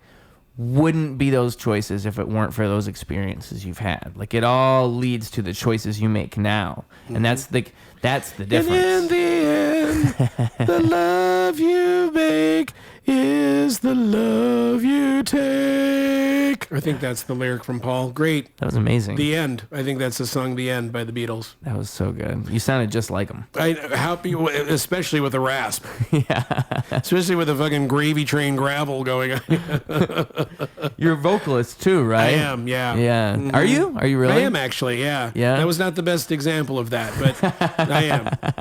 I'm not like the best crooner, but I can harmonize, I can sing. Like in the last band, Fisty and Verona, I ended up finding my strength in screaming, but screaming in a technical enough way to where I wasn't blowing my larynx out. Yeah. And yeah, there's an art to it. that I can't do anymore. Too much nicotine in between the takes, I think, but and also age. But I have to retrain and I have to know my limitations. And I'm still working with people where I'm, doing harmonies. So yeah, so I'm singing. Yeah. Mm-hmm. I think that screaming is great, but screaming is something I've never been smart enough to learn how to do. So every time I've done it, I've just hurt myself. Yeah. But I know I'm good at it, so there's that. Oh, okay. Like I can do it. Well, you do a technical thing with your voice with rapping. Yeah. And kind of a nasally interesting thing like yeah. Oh, who's the guy? Who's the young white gentleman who died maybe 2 years ago? Mac Miller? Yeah, like that guy. Like for a minute, I'm just kind of like, oh, is he culture vulturing? But he's really as I opened my mind and really listened, like he's really about it. Like he's part of that. Like I think he just thinks he's black. You know what I mean? Like at least the way I think about it, and I think he's probably the same. I think a lot of musicians probably, if you're making music in what I think is the right way, you would be doing it this way. You're thinking music is music is music. You're not thinking in those boundaries of what is the music that's appropriate for me to make. You're just making the music that you feel, and that's what makes you a good musician. And that's where you have to trust. Yeah. And that's where if you're a musician, you have to trust that maybe he's just literally doing what he naturally fucking does. Yeah. If I were around or if I was not around. Like it's similar to an Eminem, right? Yeah. I mean, that guy's from it. You know what I mean? He's the classic example. He's culturally that dude. Yeah. But I mean, when he came around, that was the conversation. Is he that dude? Is he allowed to do this? Is he another Elvis? Yeah. You know, but Elvis was about it because he felt it. Yeah. He felt the culture. He wasn't afraid of black people. He was embracing their culture. Yeah. But it took a manager who saw that as a cash profit to make him look like a culture vulture. Yeah. He was not a malicious sort of, like quick fix kind of guy. Like, oh, I'm gonna take from the black man again because that's the way, and make it palatable for the white audience. Yeah. Which ended up happening, but unfortunately, he had someone that was like really leading him around in a very corporate way to his death. Story is because old the way he would want to do it, he's like, I want to get out of this movie thing and I want to do a gospel album. And that's what's brilliant about Johnny Cash. Same shit, but he was an individual and he could fight his way through what he wanted to get, and he embraced Appalachian music and rich black cultural music and everything in between. And I think all those artists back then fucked with each other, like country stars, especially in the 70s, R&B stars, country people, they all fucked with each other because music was just music. Ray Charles ended up doing a country album that was super clutch, and he was like, it's for everybody. Yeah. But those were the times, and now, with the way politics are and how socially we've become manipulated into just wanting to hate each other more day by day. No. Not at all. How did that happen? You gotta be crazy. But, what's so funny? My dog, when you think about like pets, they have no clue any of that's going on. They really don't know. Which is probably why humans love pets the most more than people. Yeah. I'm at an age where I love everyone and hate everyone equally. Yeah. You just gotta study the animal. Yeah. Gotta study the animal mind. Yeah. That'll be the cover. That'll be your next album, The Animal Mind. The Animal Mind. That's another good band name. Yep. It's all recorded. All the great ideas. I'm just giving you food, son. Anyway, where are you going with that? With the Animal Mind. Just being able to not be in your own head and being so intellectual and intellectualizing and being so philosophical that you're just not going with nature. Yeah. Well, nature's brutal too. Yeah. So it's in our nature as people. Like, we all think we're so evolved with all of our ideas and our concepts and when we want to call ourselves and how we identify. And it's just like, you're just an asshole. Yeah. Like everyone else. Just a fucking asshole. You're either cool or you're not cool. Yeah. Well, pets, you're either cool or you're not cool. Oh, am I right? Bonked his head on the wall. You gotta poop on me? This guy. This guy. Love this dog. He lasted an hour and 20 minutes before. He's settling in again. He's settling right back in. I'm just turning it around. I don't know. I think he might be embarrassed. He did just bonk his head on the wall. I'm sorry. You got nothing to be embarrassed about. Nothing matters, Oscar. Exactly. Did you hear that? Rick and Morty. Matters. Rick and Morty. Mm-hmm. But yeah. Yes. Oh, I'm being very careful to hide this. I don't want to do product placement. Oh, you can throw it. Technically, I think I have this one hidden, but I'm not so sure. You might have to pixelate. Yeah. I'm just hydrating. But I think there's a danger of getting too cerebral about anything, getting too thoughtful and getting... there's somebody that comes to mind I just met recently. I don't want to be too specific at all. No, I hope I've been very good about not being too specific. Yeah. So, I mean... as long as I'm shitting on myself. There's an art to it. I'm sure being someone who talks on stages. Oh, geez, Louise. Yeah. And I've embarrassed myself enough to just be like... Wish you would have walked that back, Eddie. Yeah, right. It's too late now. Too late now. 5 seconds late. I have no qualms about what I've done so far, except misnaming Courtney. Yeah, tonight, except that part. Yeah, except that part. That was brutal. But I don't think I'm at fault. I got to get used to stuff on the fly. I know so many people. I have to. Anyway. Yeah, but Oh, where was I going? Oh my God! Gosh darn it! I had it until like 2 seconds ago. We were kind of talking about animal mind. This sort of philosophy of like if you're in that mindset and if you're being too philosophical, analytical, and kind of like rabbit holing yourself and out of just going with the flow and enjoying the art form. Perhaps maybe that was the idea. Yeah, I mean, I don't know. I just think that that's kind of, it's the whole flow state thing too. I think you get out of that. I remember what I was going to say just now is that the person that I was thinking of, they just, when I talk to this person, it's like, I could see how they would put up walls for themselves and then never get things done. And that's how a lot of people are to me, as someone who finalizes things and gets them done. Like, it bothers me.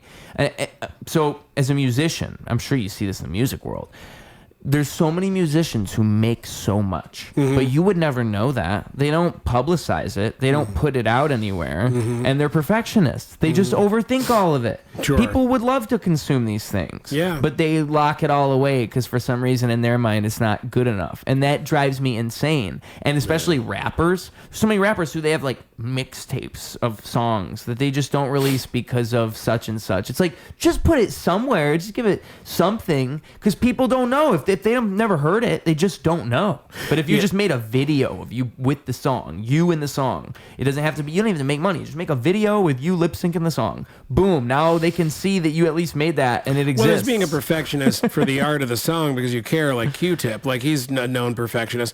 But there's too much of it. It goes both ways. But but the other way, right? Yeah. The other way is that you're doing it to satisfy a particular corner market or whatever, and that's fucking pretentious. Yeah. And that will destroy the art eventually. And you're not being your true self at that point.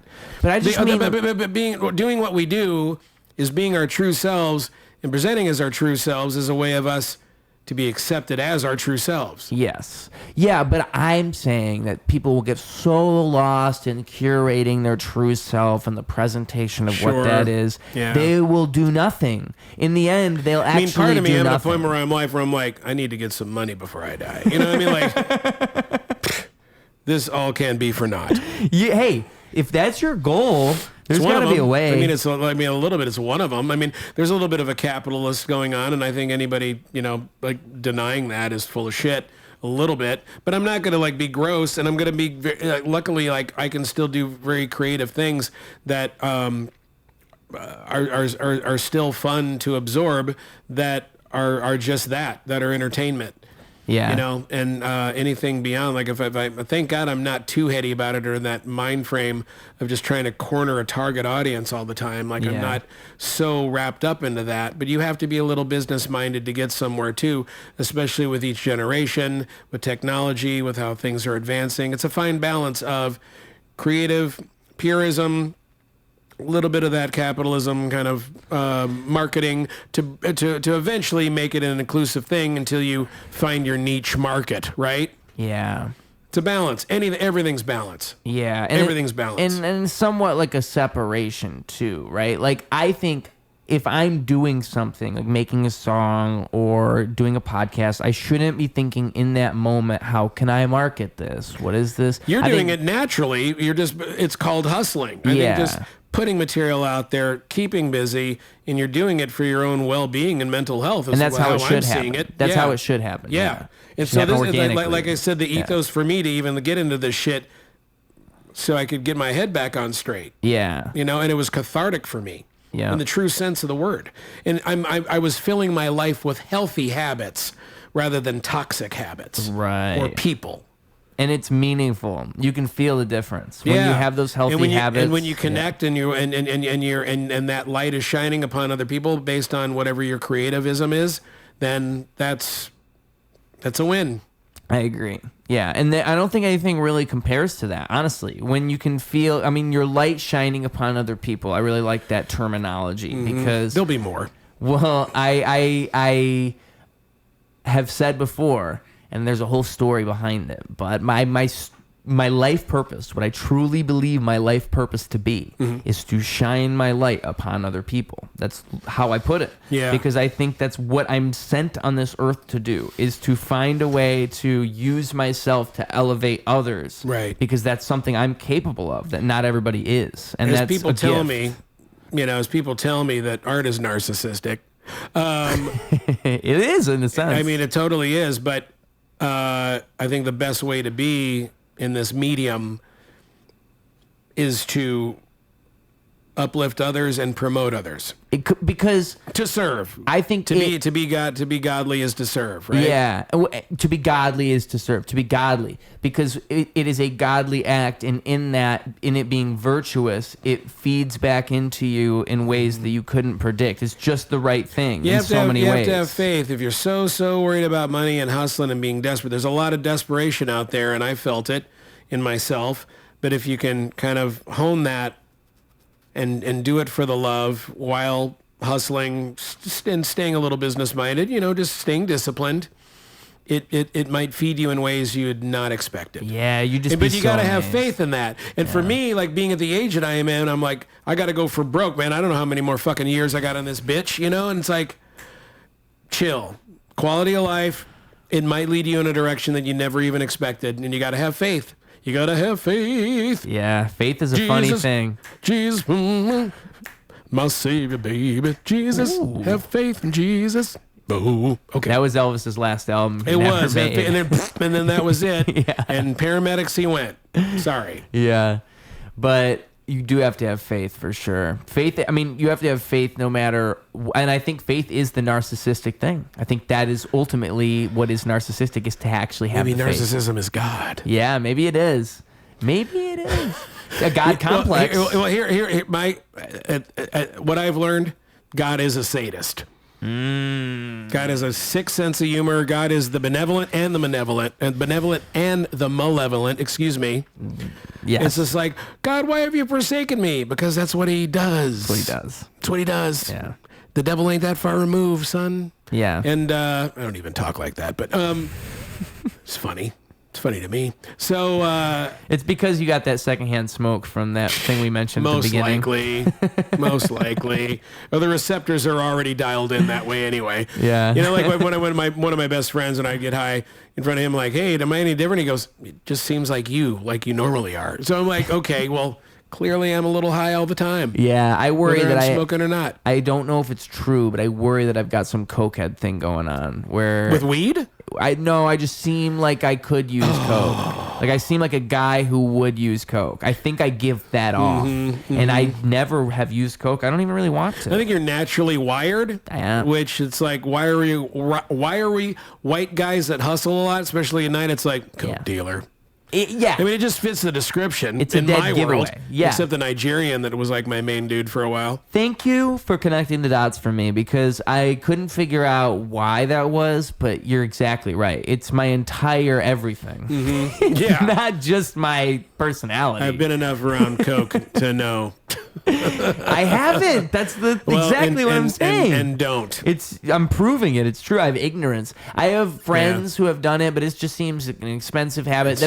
I'd probably like too much. I'd actually probably enjoy it too much. Well, yeah. I mean, we're probably what do they call it? I mean, just not just creatures of habit, but I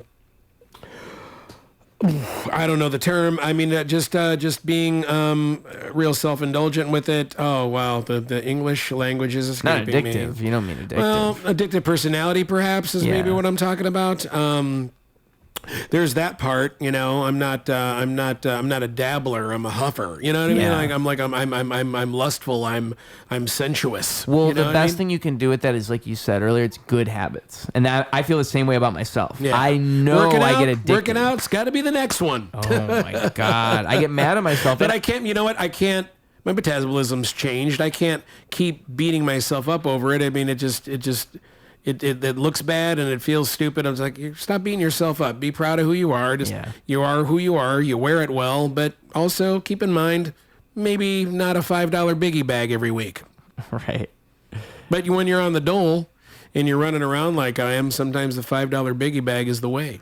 I think what is hard to do, because you're your own biggest critic and you see all your own flaws and you understand that about yourself more than anyone else, it's hard to give yourself credit and just to think of the things you actually get done and the things you actually do and what you mean to people too, Like, do you ever think, what would happen if I just dropped off the face of the earth today? Yes. How would people respond to that? Because if you think people would care, then you're doing things right. If you think people would be like, oh no, he's gone, then you must be doing things right. I'm a narcissist enough to think like my funeral would be huge. I hope so. I mean, yeah, and I think that, and like, I'm just like, I ain't doing shit, you know what I mean? And then it takes a friend that I really respect creatively that goes, I could not do what you're doing. You're amazing. And it's like, yeah, but what you were doing a couple years ago was unbelievable. Yeah. So I think it takes a creative on a certain level that I don't even feel I can achieve. I guess I have enough of an ego to go, I can get there. Right. But when I see or hear from someone that's like, I couldn't even try to do what you do, and I've seen them just be original, talented beyond talented, performative, that gives me hope. Yeah. That makes me go, I am doing the right thing right now. Why? Well, because I'm, like you said, like, you don't know who you're impressing. You don't know the image that you're, you don't know how you're affecting other people. Right. While you're being so self-critical of yourself at the same time. You can't know. And then when you hear it in real time, come back and go, no, you are doing, and you are inspiring me in ways that I didn't even know, then you're like, holy fuck, well, then that's the point. I know. It's such a catch. It doesn't make any sense. I was going to say catch-22, but I don't know if that's the right word. But it's just, there's no, like, you still have to be self-critical. You can't let go of that because that also refines you. So the problem is how self-critical. That's what's great about being in the medium that we're in now. Yeah. Because it constantly because there's so much competition, so much that there's a bar that's set. Yeah. There's so much to achieve that you can't sleep on it. You can't be like, pretty good today. Right. Pretty fucking good. No. It never ends. Because it never ends because because it only takes one mic or one performance to slip up. One because song. you didn't practice enough. Yeah. Because you didn't make sure that all the I's were dotted and the T's were crossed. Yep. And you could have, but you got a little bit high off the smell of your own farts.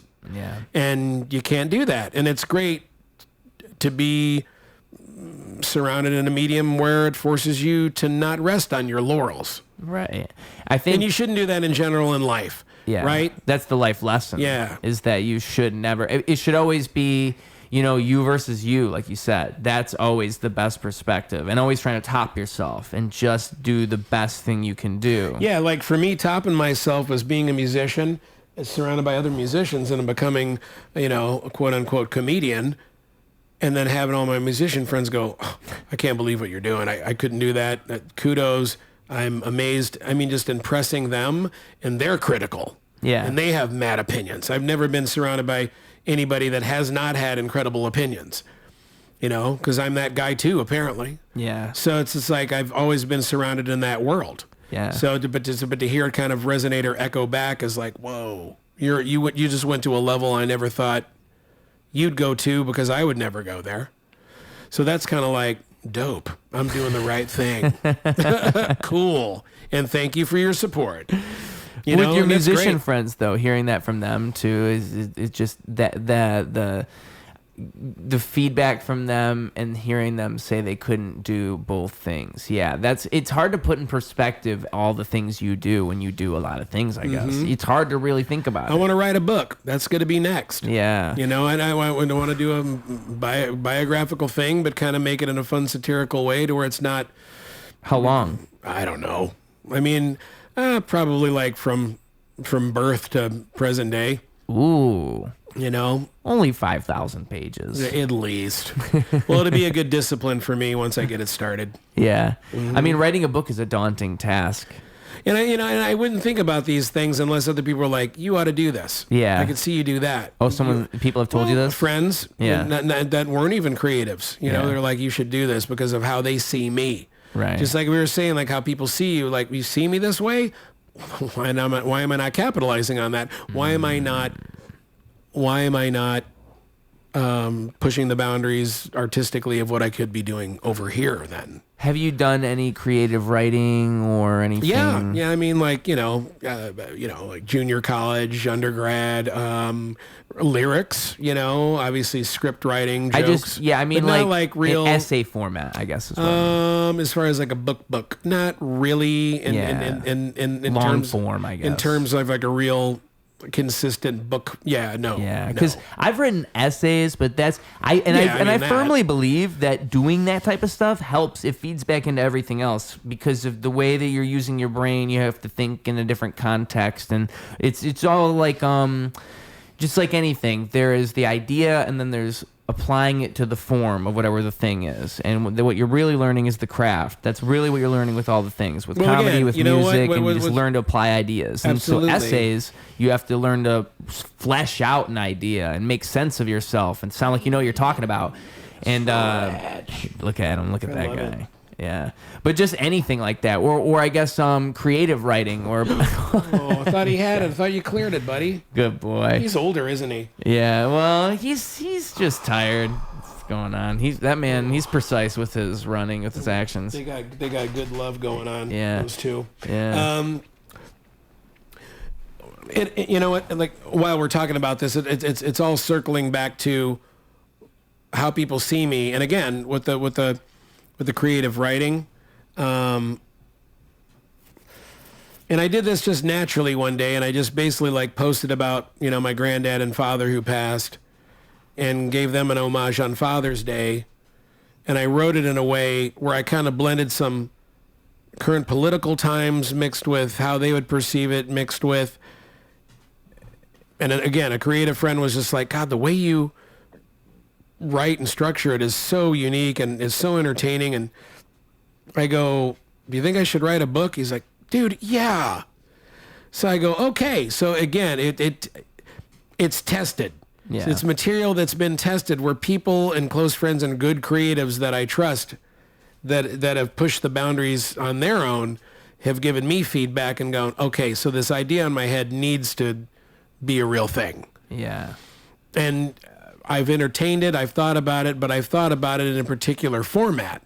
But the way I write's kind of outside of the box. Yeah. But he's going, yeah, this could be a book. It's still outside the box, but it could be good, and it's you, and it's done in a way that's entertaining to me. So it's like if I get enough feedback from people I admire and trust, and who've also done really grandiose creative things, then that tells me I should be doing this. Right. Yeah. It's sort of intuitive mixed with, kind of getting some clinical data. Well, I said data like a douche. Data. Let's make that a thing. Let's do keep doing data that from here on So out. how's the data? How's the metrox? Yeah. But I try to lead my life that way. I try to not be so hands-on and allow things to go the way they're supposed to go and let the universe, whatever that means, tell me which way I'm supposed to be going. Because I think by doing that, it works. I can't explain it any further than that. Like, I think that's how I ended up in this room with you, talking to you right now, is by just following that process and not expecting anything out of anything and just continuing to feed into it. Because I reached out and there was a long gap of silence and I thought, oh my God, did I say too much? And then out of nowhere, you're like, boom, here's some future dates. And I'm like, boom, my birthday. Yeah. And so just like that, beans and rice. And let me just say too, the only reason I took forever to get back to you is just I am so specific. I wanted to send everybody a full schedule when I had the schedule to send, so I could just get everything locked in all at once. Absolutely. Yeah, because it's just, oh my God, it's like producing anything. You know how producing things works. And then people like bow out day of and stuff. And Yes. it's all that. It's like, okay. You know what I learned moving here to Chicago, and I don't know if it's comedians versus musicians or if it's Chicago versus Flint, but it's people do not bail as much here as they did where I'm from. Really? It was so annoying. Yeah, that's happened like in a kind of a gross way once. Mm-hmm. And then, maybe a couple days in advance or a week in advance. It's like, yeah, a couple days is fine. I've had day ofs. I've had plenty of day ofs. I had one day of, and thank God, maybe I put it out there enough to where it's like, if anyone ever does that to me again. You put that out there. I don't know if I did that verbally or if I just bitched about it enough. Yeah. But it's just like... I don't blame you. It's upsetting. It's very upsetting. To me, it's unprofessional. I agree, and I just... Especially if you're just like, I'm a serious blah, blah, blah. You're talking for a live show? Yeah. See, that's different. Yeah, because a podcast, I can forgive you. A live show, that's kind of, oh, man. Unless you have a really good excuse. Like, oh, I'm sick, or, oh, I'm... Like, if you have a real thing that's going on, I can't deny it. Yeah. But if you just say, oh, I can't make it because something came up. Or like, hey, well, no, it's actually like, hey, some other thing came up that's like a show. It's like, that's fine, but you probably could have let me know this is a possibility. Yeah. Which is fine, because then we could have covered our ass. It's like, we're not less than what you're deciding that's the thing that you need to do. Right.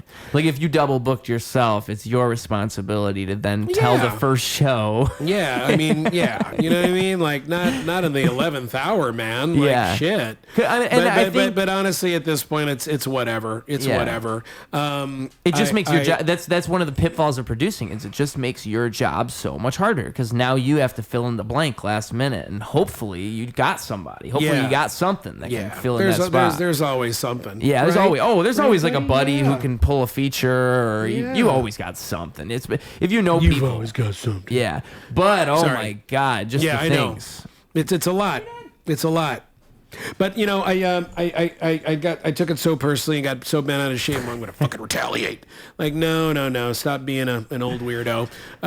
You just gotta. I think it's like what you said before. You can't take things. It's not really about you. You can't take things personally. It's not really about you when people do that. It's just that it's their, like you said, unprofessional. It's their unprofessionalism. It has nothing to do with you. No, of course. But I can't. I also can't put more energy into it than because it's just me being like my fucking parents. You know what I mean? Like, oh, the elder Gen Xer is going to teach these young whippersnappers a lesson. Like, that's where I think I have this weird, juxtaposition of myself, my value system, my moral compass. It's just like, but, you got to let them be thirsty and live their journey too, man. It's like this dog is so adorable. I can't stand it. He's such a sweetheart, Oscar. Yeah, he's just like, I want to just be on top of you. That is what he wants. All right, fuck About to start licking your face again. That's all right. That's all right. He's kind of like, don't you want to stop this and just lick on me for a while? Yep. See, I was telling him right before we started recording. That's Oscar's problem. He doesn't know what a podcast is or any of this stuff is. He's just like, let me lick your face. What does this stuff matter?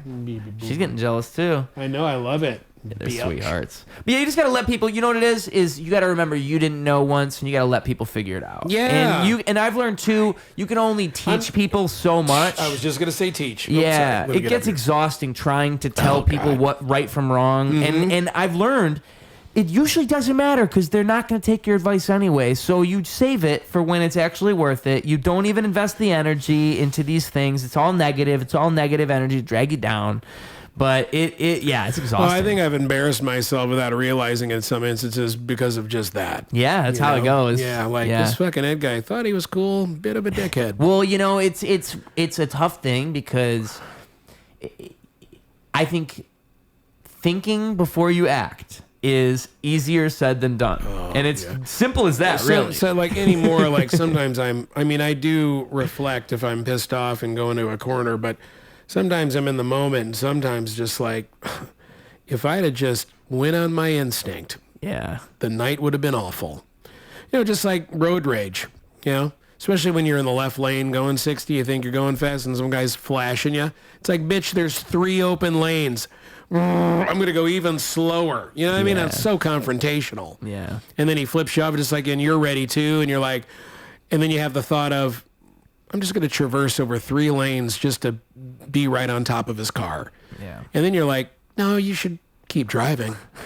And then you have a moment to yourself when the fire is subsided, and you're like, how would have that benefited you if you'd have followed through with this shit? Yeah. That's the worst case scenario.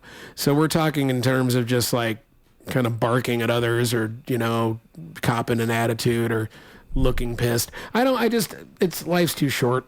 Yeah, and I think I'm doing pretty good with what I got right now.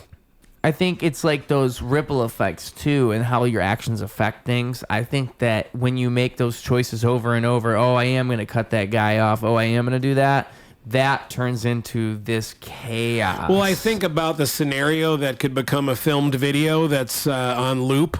Yeah, You know, that like, too. you know what I'm saying? It's just like, It's 2025. how embarrassing Yeah. are you feeling now? Yeah. And then like what kind of legalese would have come into play? You know, like if I'd have fucked that up and, you know, how could have this have snowballed? This must have happened on his way here. No. This is like last week. And, you know, I don't like bullies and I don't like people thinking that they're entitled to do shit. Yeah. Because I'm in a place in my life where I could do shit back. Yeah.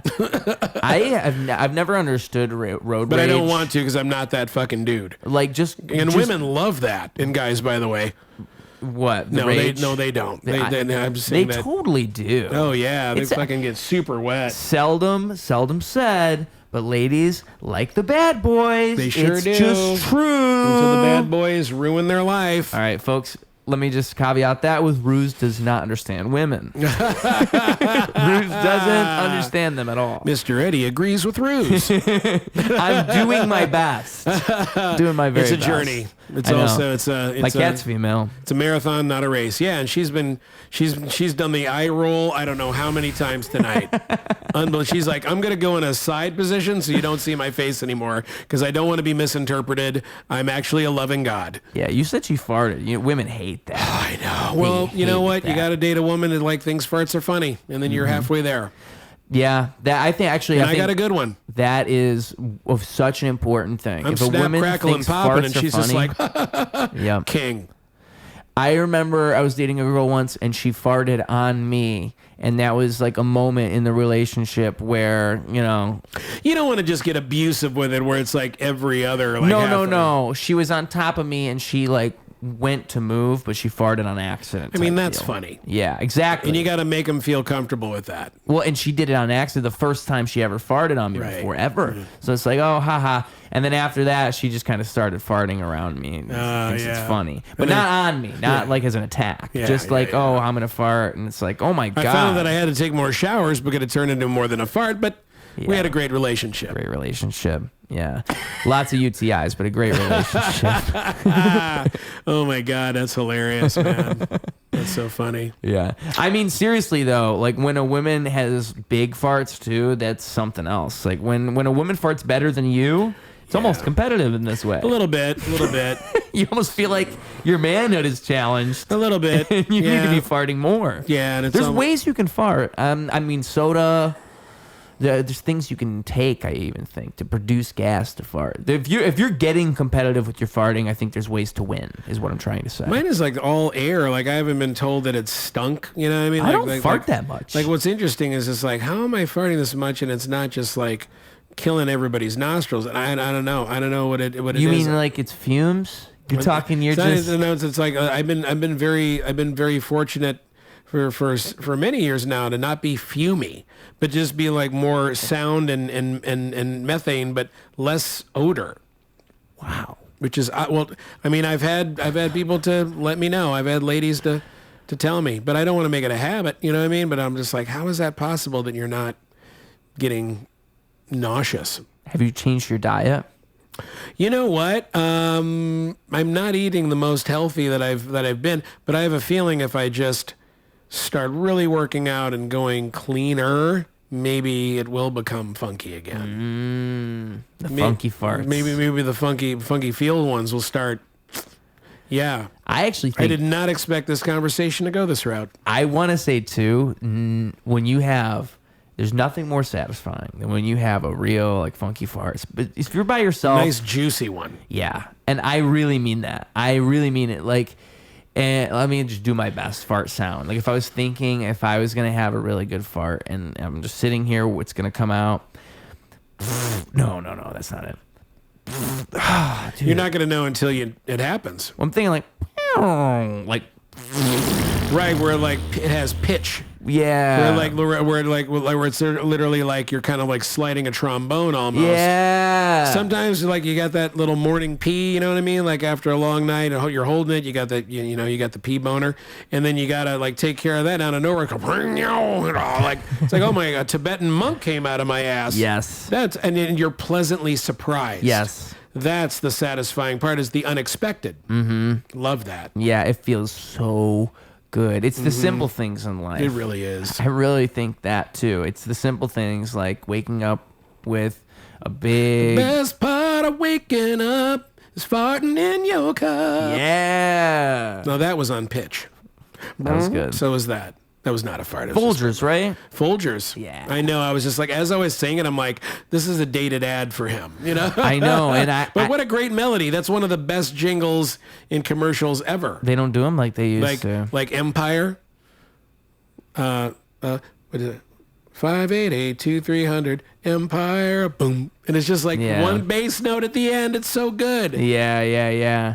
Again, another I need dated a ad. cash or I have a cash settlement and I need cash now. You know that one? Yeah. Called J.G. Wentworth 877 cash now. Yeah. That one's a good Dude, one. you know what I love the one the most? Like Top Dog Law. Oh, I know that one. I was in a jail.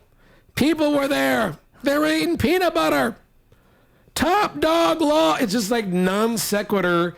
It almost sounds like stream of consciousness stuff. I've heard theirs before. This is like a newer thing, right? Yeah. So they have one that sounds like a and- rap song. They do it like it's a rap song. The guy sounds like a black male. You know what I mean? Maybe we're thinking of the same one. We totally are. Yeah, because it's a crazy ad. It's wild, and I'm here for it all day long. I was with a coworker and it was on. It's just unhinged. I was with a coworker and it was on, and I told him, I was like, you know this isn't a song, it's an ad, right? He thought it was a song. He thought he was hearing a song. I mean, it's as long as a goddamn song. It's just like, is this seriously? I thought it was a DJ and like like a WGCI or a you know what I mean, like a B96 or something like that. Yeah. And it's an ad. It's an ad for a lawyer. For a lawyer. That's the craziest part. I mean, the best one yet. For It a lawyer. screams Saul Goodman, type. Totally. Like this is for illegal people. This is for people who did something illegal and they need someone who's they're gonna look past that. You don't need a criminal attorney. You need a criminal attorney. Yes, yeah. I mean, it's just so funny because it's actually that. When I heard it, that's all I could think is that's the soundtrack to Saul Goodman. Who else are you attracting with that ad? That's his ad. What lawyer No is one could gonna have. hear No that? one could have written a better like jingle for Saul Goodman. And it's real. Yeah, and it's fucking real, dude. It's real. Yeah. Top Dog Law. I hope you can spilled find it ketchup online. on my shirt. They slipped in a pool of something. Sue 'em. Top Dog Law. I mean, it's so good. It is 5 minutes long. I know. I'm just like, God, this is a fucking mixtape for real. It's so great. I'm hoping you can find it online because I've only heard it twice in my life. Yeah. I can think of both moments I've heard it, and I don't know if you can find it. I don't know if it's just one of those things I have to wait to experience again. Yeah. It's a unique ad. I'll give it that. But it's the fact that it's for a lawyer that makes it so novelty to me. It's just, or so novel, I guess I should say. Mm-hmm. What a thing. What it's a lawyer committed to that. A lawyer thought this is the direction we want to go with our law firm. Yeah. This is what we think is appropriate now. Yeah. So everybody checked off. They recorded it. Someone mixed it and mastered it. Yeah. We talked about that earlier. That's a job. Absolutely.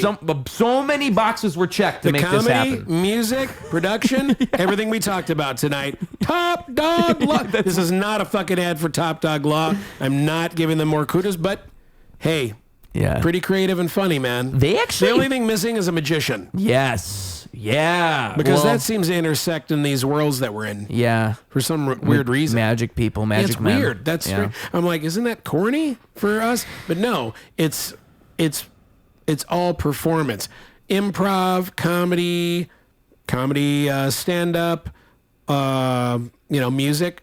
All of it is performance based art. Yeah, and it's all to sell. If you're a bad musician, or if you're a bad magician, I should say, you go out there during a comedy show, you do a bad job. I mean, you just go Top Dog Law. Yeah. You just threw shame on every single other musician or Totally. magician. Yeah. And now no other magician's going to be able to show up at that show for the next 3 months because you just made them all look bad. So it's that too. It's getting the people, being a good magician that can actually pull it off. Yeah. I mean, because I think magic's awesome. I think you can do It's amazing fucking- things dude, with it. yeah. But a bad magician, Well, boy. they're just corny and hokey and, Yeah. and hacky, just like with anybody, just like like a bro, bad comic. Yeah, like anything, like Corey Feldman. Play that right. Like, you're not James Brown, bro. Corey Feldman is one of the most unintentionally entertaining people of all 100%. time. Like, he seems to be very authentic. With whatever he thinks he's doing. He believes it. Yeah, but I mean, my girlfriend's just like, keep your eye out for tickets for that guy. Yeah. Because we're going. And I'm like, clearly for the art. Oh God, I gotta do comedy, man. Yeah, you got important things to do on your birthday. Absolutely. This was a beautiful start to it, man. This is I could definitely outpace Emily and foresee myself doing a 4-hour one. Oh, easily. Really? This was 2. You think you can do... Because outpacing Emily is 3 more. You give me one of these, son, and I'll fucking make that happen. I mean, I'm in a good place right now. Okay. I mean, I like your confidence. Yeah? I'd like to see it happen just because you say it with such confidence, but 5 hours is a long time. True, but I'm not blowing doobs all day. You know what I mean? Like, I have natural energy. I'll be coming down on my own, but not because I've fucking blown mad weed. I don't know because that how... will make me tired. I don't know how I managed to talk to people at all. I really don't know because there's no. You're young. If you asked me how to give you advice on how to talk to someone for 4 or 5 hours, I couldn't tell you the method. I couldn't tell you the way. I mean, that's nature. That's like, you're not conducting some sort of like business presentation. I guess to bring it all the way back around, it's like some people are just better at some things. And so it's a craft just like anything else. I think conversation and interviews and podcasts, it's all this craft and this intermingled. Like interviews and podcasts are very similar. They're not the same, but they're very similar. Yeah. And pulling things out of people. Absolutely. You're trying to do that. So yeah, I mean, and it's something you figure out and you learn for sure. Totally. Yeah, and so that's the interesting thing to me, and like how it's a never-ending thing, just like comedy, just like all the lesson we were talking about earlier. A whole new world. Yeah, and it's always a whole new world. Yeah, that's what's so beautiful about life is you think you're all done, and then it's just someday you find a whole new world. Just you turn a new leaf, and it's like, what the fuck is this? Yeah. And you could have never predicted it. You could have never seen it coming.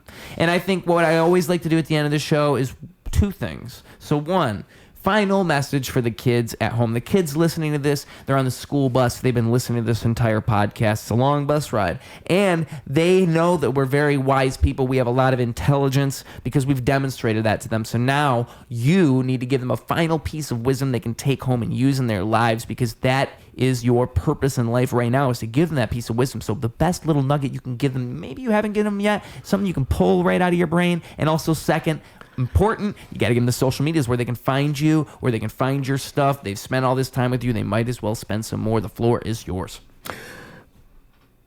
Cultivate what you're naturally good at. Don't let anybody tell you different. Date women who like farting. Where you can find me is Mr. Eddie, M1STER EDDIE on Instagram. Eddie L. Schaefer on Facebook, SHAFER. And then Mr. Eddie on YouTube. I think that's it. Oh, and then September 6th will be my next Caponeville Comedy Capers showcase. Headliner, Brandon Kiefer. Woo! Yes, right. sir. Thank you so much, Ruse. You're an amazing human being. Oh, you're an amazing human being. God right bless. back at you. Animals are rocking. Bam. Animals are rocking here on